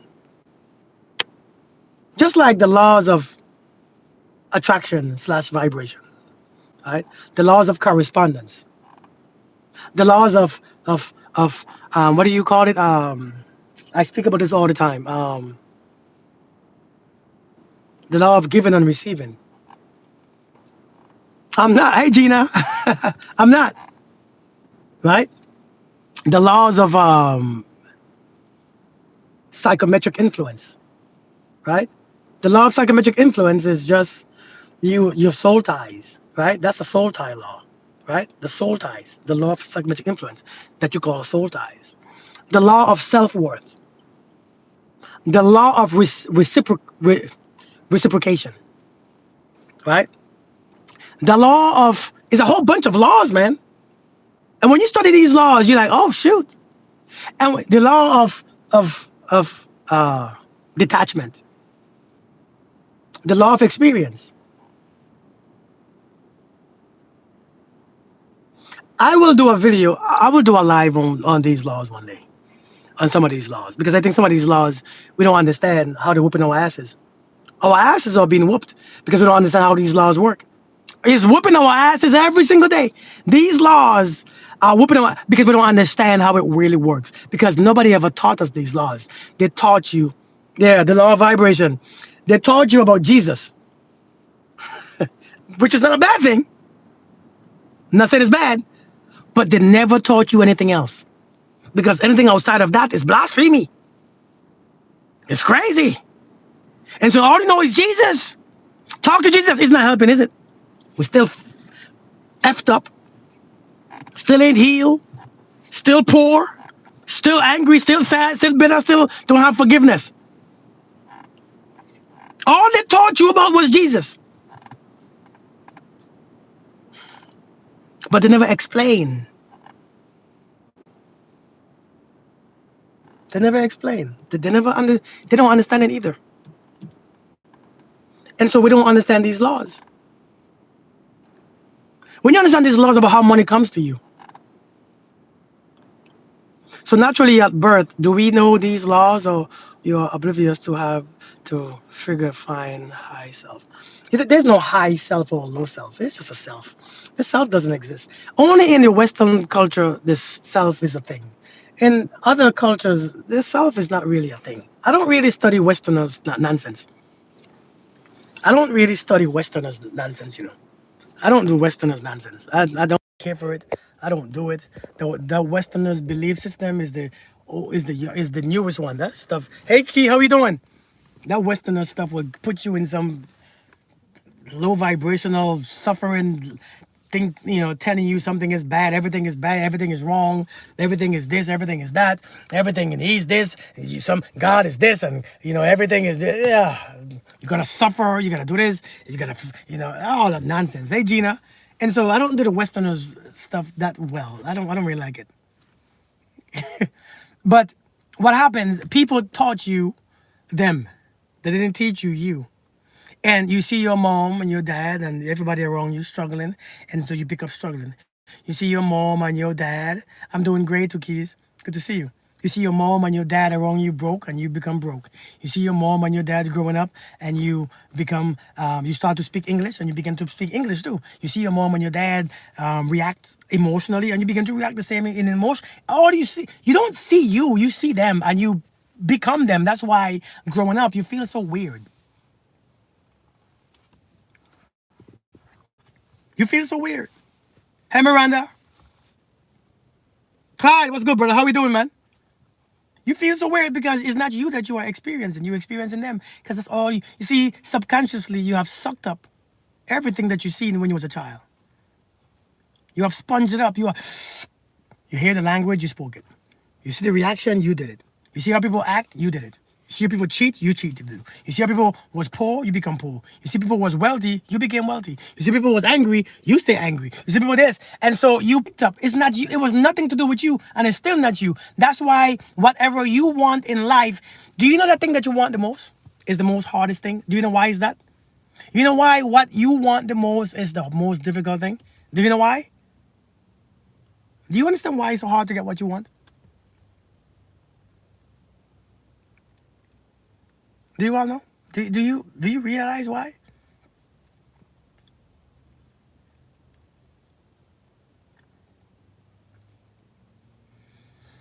The reason why is because you are using the wrong program. You are using the people's program that you have taken in, not yours.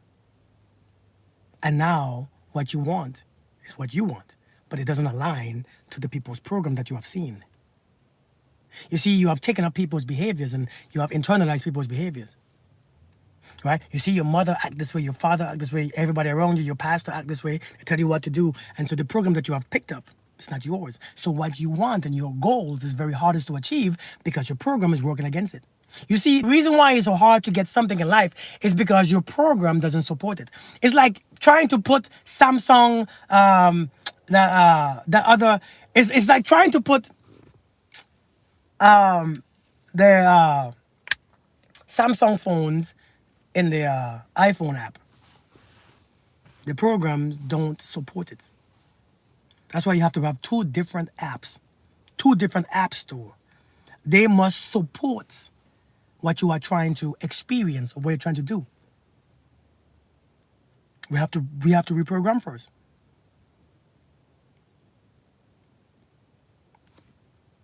It won't work. And so when you say you have an IKEA phone, so when you say I want to lose weight, yeah, Clyde, I want to lose weight. That's what you want. But the program that you are carrying don't support it. Think about it. Your thoughts don't support it. Your feelings don't support it. Your diet don't support it. What you eat don't support it. What you see around you don't support it. What you have been fed don't support it. And so now you have to change the entire program to be able to support your goal. That's why it's hard. It's not no big, hard trauma stuff. It's just that your program, why you can't have the kid that you want? Because your program don't support it. Your program ain't yours. Do you know that the program ain't yours? Do you understand that? Your program ain't yours. Your program is not yours. The program that you're running is not yours. It don't belong to you. It belongs to them. You just use it. It's like the iPhone program. It ain't yours. You just use it. You see what that is? The Microsoft is not your program, but you use it. That's what you have used to use it. I bet if you use a different program, it would be weird. Have you ever went from what's the other phone besides the iPhone? What do you call the other phone? What do you call that? It's different systems. What do you call the other phone again? It's not Samsung, but it's no, it's Samsung. But what do you call the program itself? Android. Android. Have you all ever went from an Android to an iPhone, or Android or iPhone to an Android? You see how weird it is to use? Do you see? When you ever went switch over, do you see how weird it is? From iOS to Android. It's weird. You're mad too. Wait, what's wrong with this? I don't want this. Nothing is wrong with it. You just can't. From a flip phone, you just can't use it because it's not your regular program. Yeah, it's not the regular program. And so you would reject it. You might even throw the damn phone. Nah, I'm done with it. I want my iPhone back. That's when we're trying to pick up a new identity. I don't want it. It's the one that's best for you, but you cannot because it's not what you are used to. That's what it is. Gina, I don't come on early or late. I just come on when I'm ready, to be honest with you. And that's just different times. It's the new system. And so what the reason why is not your program that you are using. Android ain't yours, and iOS or iPhone ain't yours. The iOS ain't yours, the Android ain't yours. But let me say this right here. What if I say people who use Androids are stupid? Who use Androids? Who use Androids here? Indeed, Tani. Does anybody here use Android?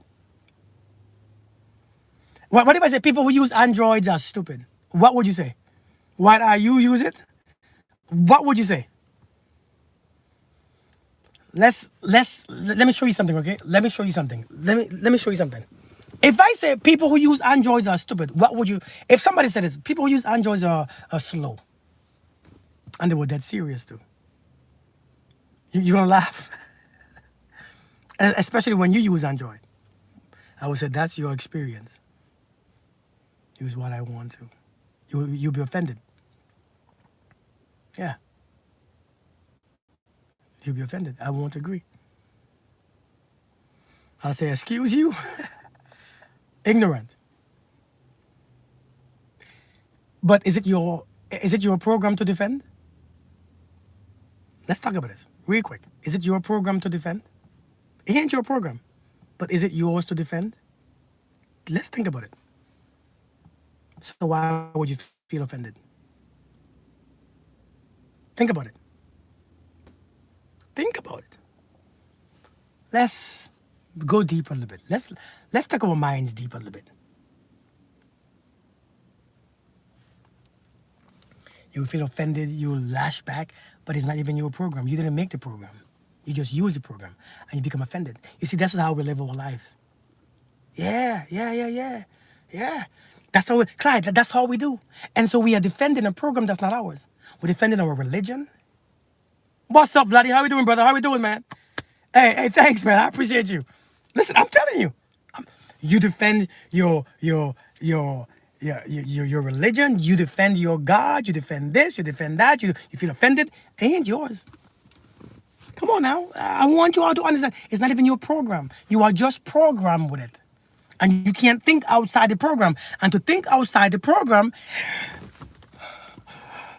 let me go back. No matter how the program was. Listen, this is what the Bible was speaking about with Moses in the wilderness. Let's go back to slavery. At least we know what we're going to eat. At least we know we're going to make bricks with no straw. Let's go back. Let's go back. This is uncomfortable. This is hard. This is different. It's weird. This is you. Every time you change the program, you panic. You begin to make up other, and sometimes, you don't even realize the things that you use to change that lifestyle or to cross over, you carry it with you. I read this book yesterday. It says the problem with religion is once you have used religion to get you to the other side, you still carry it on your back, like you carry the raft on your back when you cross the river with it. You still carry the raft on your back. And many of us don't realize that it was just meant to carry you to a different destination, but you carry it everywhere you go. Come on now. You all don't understand what I'm saying. Let me know if that went over your head. Hey, Talia. you tell me this all the time, huh? Let me know if that went over your head.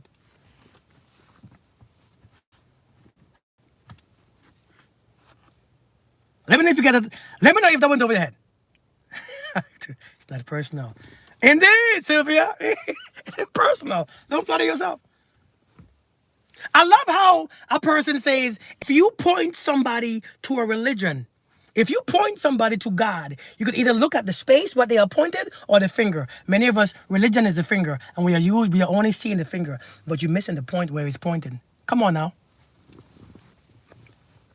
y'all don't get me. Y'all don't get me.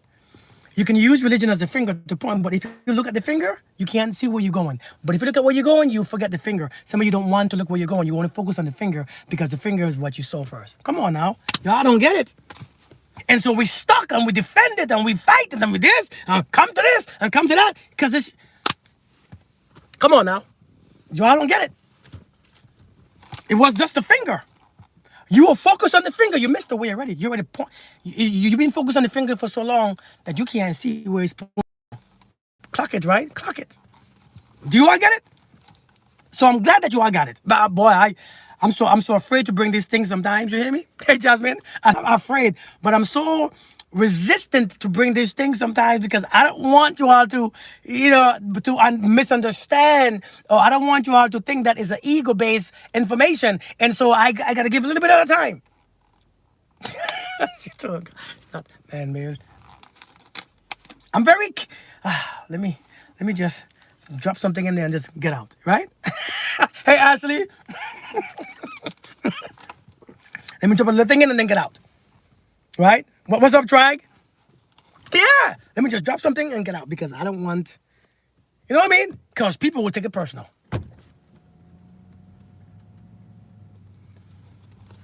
At what point does working for a better life becomes an unhealthy obsession? What is a better life? There's no, life is just life. You just think one is better than the other. That's on you. Life is life. No life is better than the other. Life is your ability to breathe. And when you breathe and your experience of it, and you realize everything is functioning the way how we should function, and based on your thoughts and your feelings and your emotions and your perception is how you perceive that life. But based on your thoughts and your experience and that's not how what life is. That's just how you perceive that life. Life is nothing else but what you think it is. Life is nothing like you think it is. Life is before you was here, working hard to make a better life. Why you have to work hard? Life was before you came, so how can you work hard to change it? It's just you think that it's a better life. It's just life. The universe don't think it's a better life. You just think it is.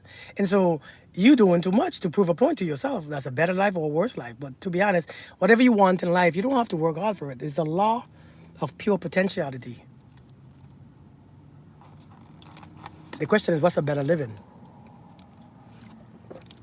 If you are disciplined in all ways, life you realize is not about emotions and how you feel about it.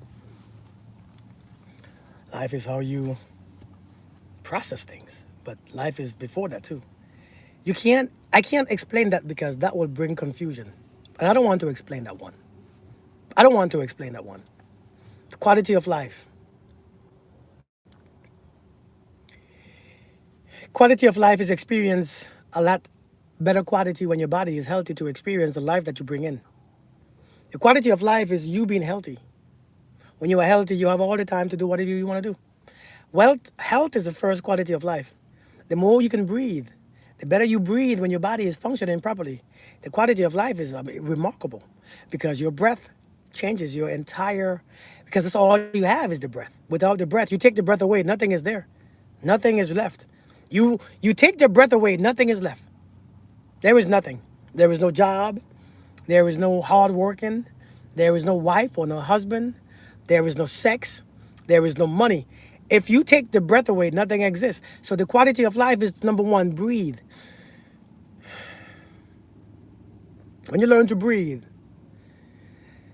if you can experience the breath every single moment, the things that you do will be experienced in a higher way. Everything will be in meditative states. Everything that you will do will be in meditation and moderation. If you live to experience each breath every single day, focus on the breath, then you won't bring things into your life that affects the breath. You see, when you don't bring things into your life that change your speed of your breath, you realize that everything will be aligned to your breath. You see, when you bring everything to align to your breath, you see the relationship that you bring in that matches that breath, the relationship that you bring in that matches that breath, that keeps that breath. Instead of, You see, that means that thing has to go. You see, the breath should be the beginning. Does that make sense? If you align everything off that breath, everything will be beneficial to you. I know, it's weird, ain't it? Who talks like this? Like, what am I even saying? Do you guys get what I'm saying? Do you guys get what I'm saying, though? I mean, I understand. The breath is the first thing. He says, hey, and God breathed the breath into Adam's nostril. And he became, what? He became what? What did he bring? I mean, what did he become? He said, God breathed the breath into Adam, his nostrils. And he became what? What did he become after the breath was in him? A living soul. Conscious. He became a living soul. If we could align that breath, but this is something that we learn later on in life. Your old people will tell you this. Your granddaddies and your grandmamas at their last stages will tell you this. Boy, take your time. Just relax. Just breathe. Like, hey, Clyde, you ever hear an old man in his 80s tell you, and your old woman tell you,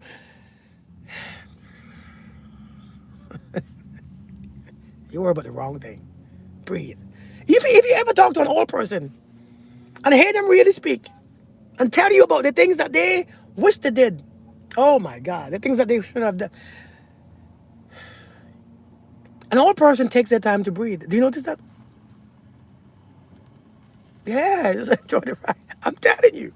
The old person take their time to breathe. Nothing changes the breath. I realize, and I'm 45 years old, but I understand the power of breathing. If it brings me anxiety, let me focus. Shift my focus. Move slow. We are trying to make something into something. The problem is, yeah, it makes us mad. I've met some 80s, 90s year old. They've taught me. Yeah, I'm telling you. That's because at that age, they all can do is breathe. I forget what I was saying. I forget what I was just saying, you know. If we understand, man, we are trying to make something into something else. I thought he was a wrong. I thought we were, wait, what? Wait, Vladdy, how old are you, man? You thought I was younger? With all this gray hair? See all this gray hair, man? I'm gray. And you're like, what, 28, 30? You thought we were the same age? 31? Man, come on. Ah, come on, man. You're trying to compliment me. But I take it, though. Man, well, I appreciate it, man. I'm pushing 50 soon. Distinguished, huh?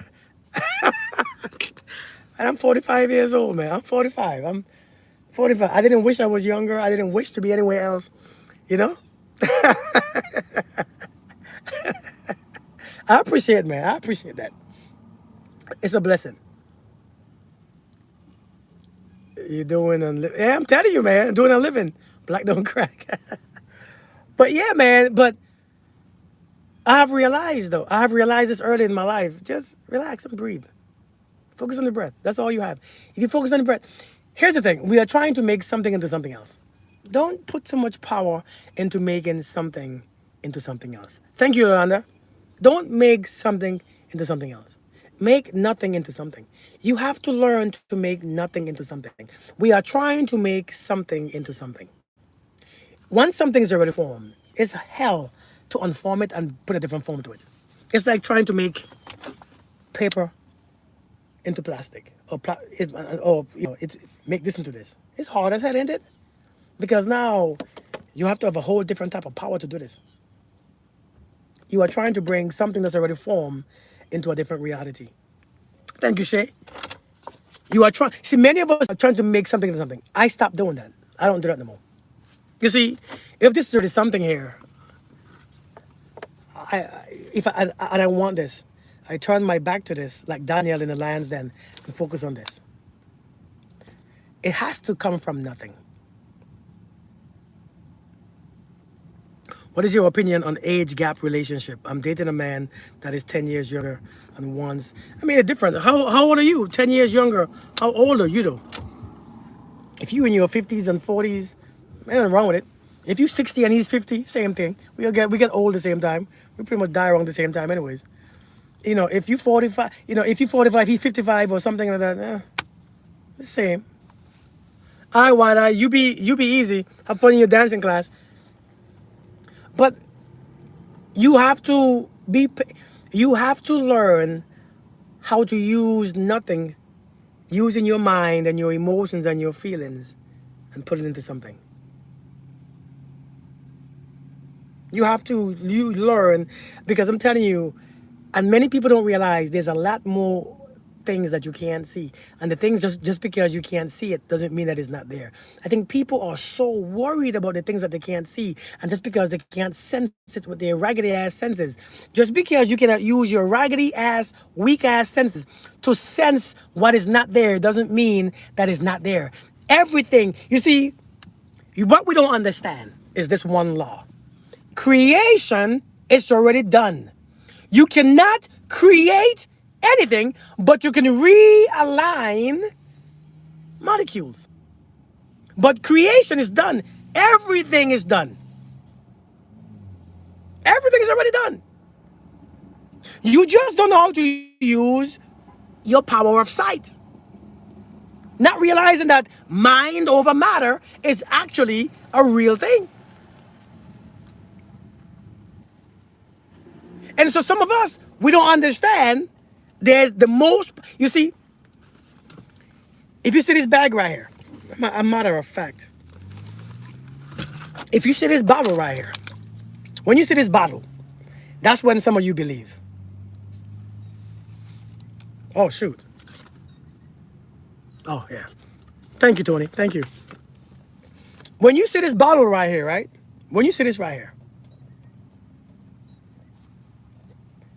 you see this and you think that it exists.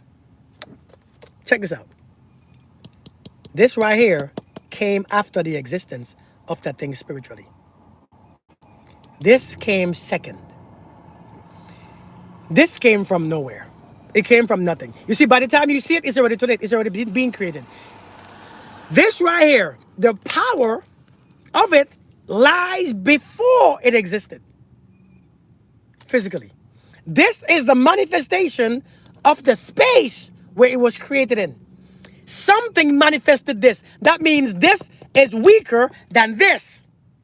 That means the emptiness is more powerful than this. This is the manifestation of nothing.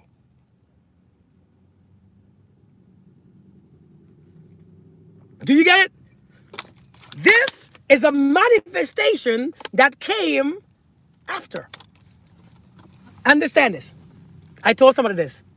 The signs come after, not before. Some of you waiting for a sign. The sign does not come before something happened. It comes after. You are waiting to see a sign to know what you're doing. Stop waiting for a sign. Stop waiting for a damn sign. The Bible says an evil generation believes in signs.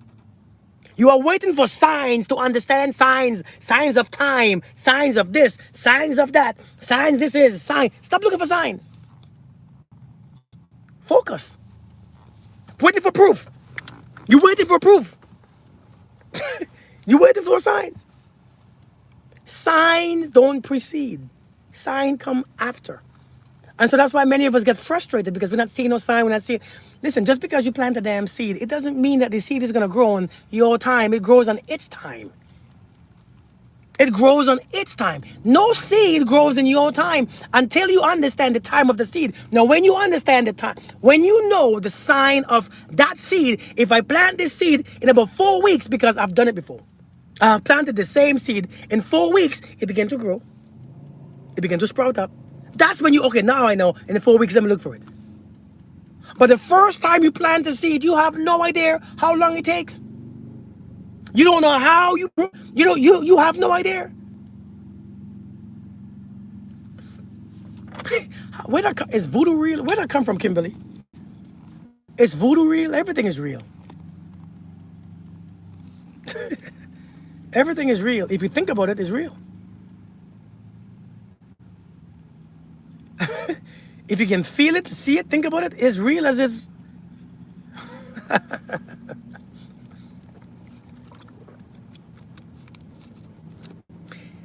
Listen, let me tell you how. Okay, somebody asked if voodoo is real. Can I explain to you how that works? If you have faith, then you must believe in evil intent. Let me tell you how that works. Yeah, let me tell you how that works, right? Here is what. Let me tell you how these things work. It's not about evil. Listen, in this universe don't see things as evil. It's not. It's not about thing. This universe. Listen, no. This universe doesn't see evil and good. You do because you use your own judgment, right? You use your own judgment, and so you think something is evil and good. You just use your own judgment. Okay, you using your own judgment and your own belief and your understanding. You using your own predetermined beliefs of what you was heard, what somebody told you, what your mom, your dad told you, your pastor told you, and so that doesn't really mean nothing at all. But here's the problem. Let me tell you how it touches you. Have you ever wished that somebody, let's say, have you ever seen somebody and hope their relationship fail? Have you ever seen somebody? Yeah, social construct. Have you ever seen somebody and say, I hope yours should fail? Have you seen your ex-husband, ex-wife and say, I hope yours should fail? I hope your relationship fail. Right? Let's use a simple analogy. Well, what you do is, in that case, what you do in that sense, you open up a portal for failed relationships because you believe in it. You believe that it can fail, and you believe that. And so now, anybody has the power over you to wish your relationship fail, and it actually works because you believe in it. Anybody can send you anything in that state because that is open into you. That is open. You open a portal because now you believe in it, you see it, you feel it, you actually think it, you actually experience it, you actually acknowledge it. So therefore, it's real to you. So now, since you believe that type of stuff, you open a portal within your mind and your brain and understand we are all one, we are all connected. And so anybody can send you that thing. Hey, Patty, anybody can wish you that same thing because it's open within you fully. You see, this is why the scripture says, whatever you give comes back. Because now, if you can give something, you open up that space for it in your life. Indeed. And decline, you open up the whole space. If you ever wish somebody bad, you wish somebody hurt, you wish somebody this, you wish somebody failing, you wish somebody not get promoted, you open up that portal within you. Once you open up the portal, your subconscious mind don't have the power to say, what do you say? When people, what do people say? Hey, Candice Keys, in their own. Indeed. I rebuke you. How? You open up the portal. You can't rebuke me because you already you. How you can rebuke me? But how are you gonna send somebody the same energy that you're trying to rebuke? You can't do that. It doesn't work that way. Indeed. How are you gonna rebuke me for saying what you believe? You can't rebuke me. How can you rebuke an energy that you practice? You can't. You don't have the power. Your conscious mind doesn't agree with it. Your subconscious mind accepts it. If you wish me fail, exercise the demon. You can't rebuke something that you sent. You can't rebuke it. That means you have given anybody power over you in that space. That's why you got to be careful about what you send out. Because whatever you send out opens up portals for you to experience. You got to be careful. This is why the Bible tells you, hey, you can't fight evil with evil. You have to send out the good. It says you have to think about the good. Think about the good reports. Think about those things. You are thinking about raggedy ass shit all day.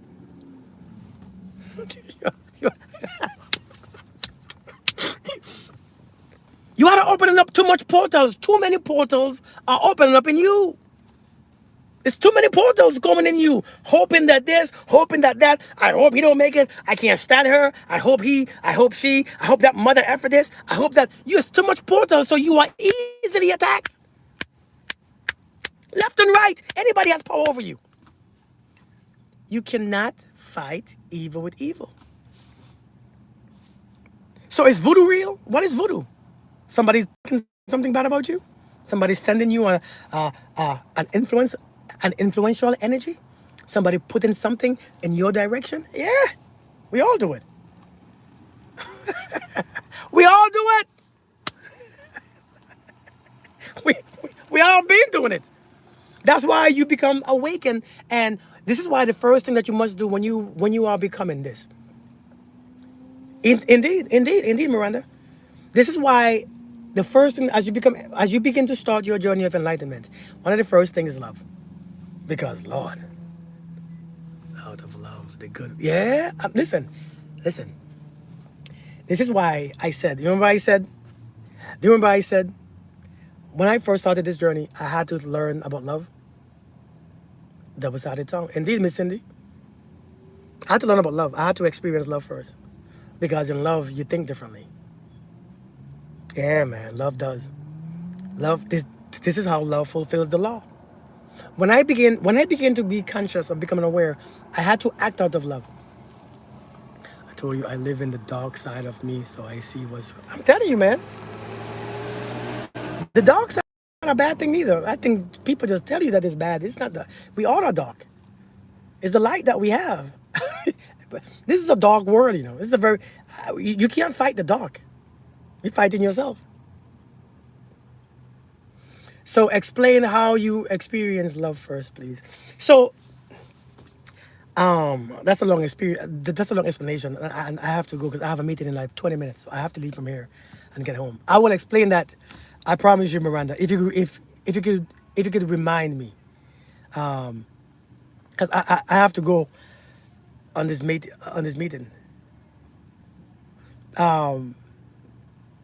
That's the best question. Well, that's my meeting person right there. The person I have a meeting with. How I begin. Actually, I might just. Okay, Gina, right? Gina. You know what? I'm gonna meet with you right in my car. Do you mind if we meet right here in 20 minutes? Do you mind? I don't think you care where I'm at, anyways. I think you just. I'm focused anyway, so it's all right.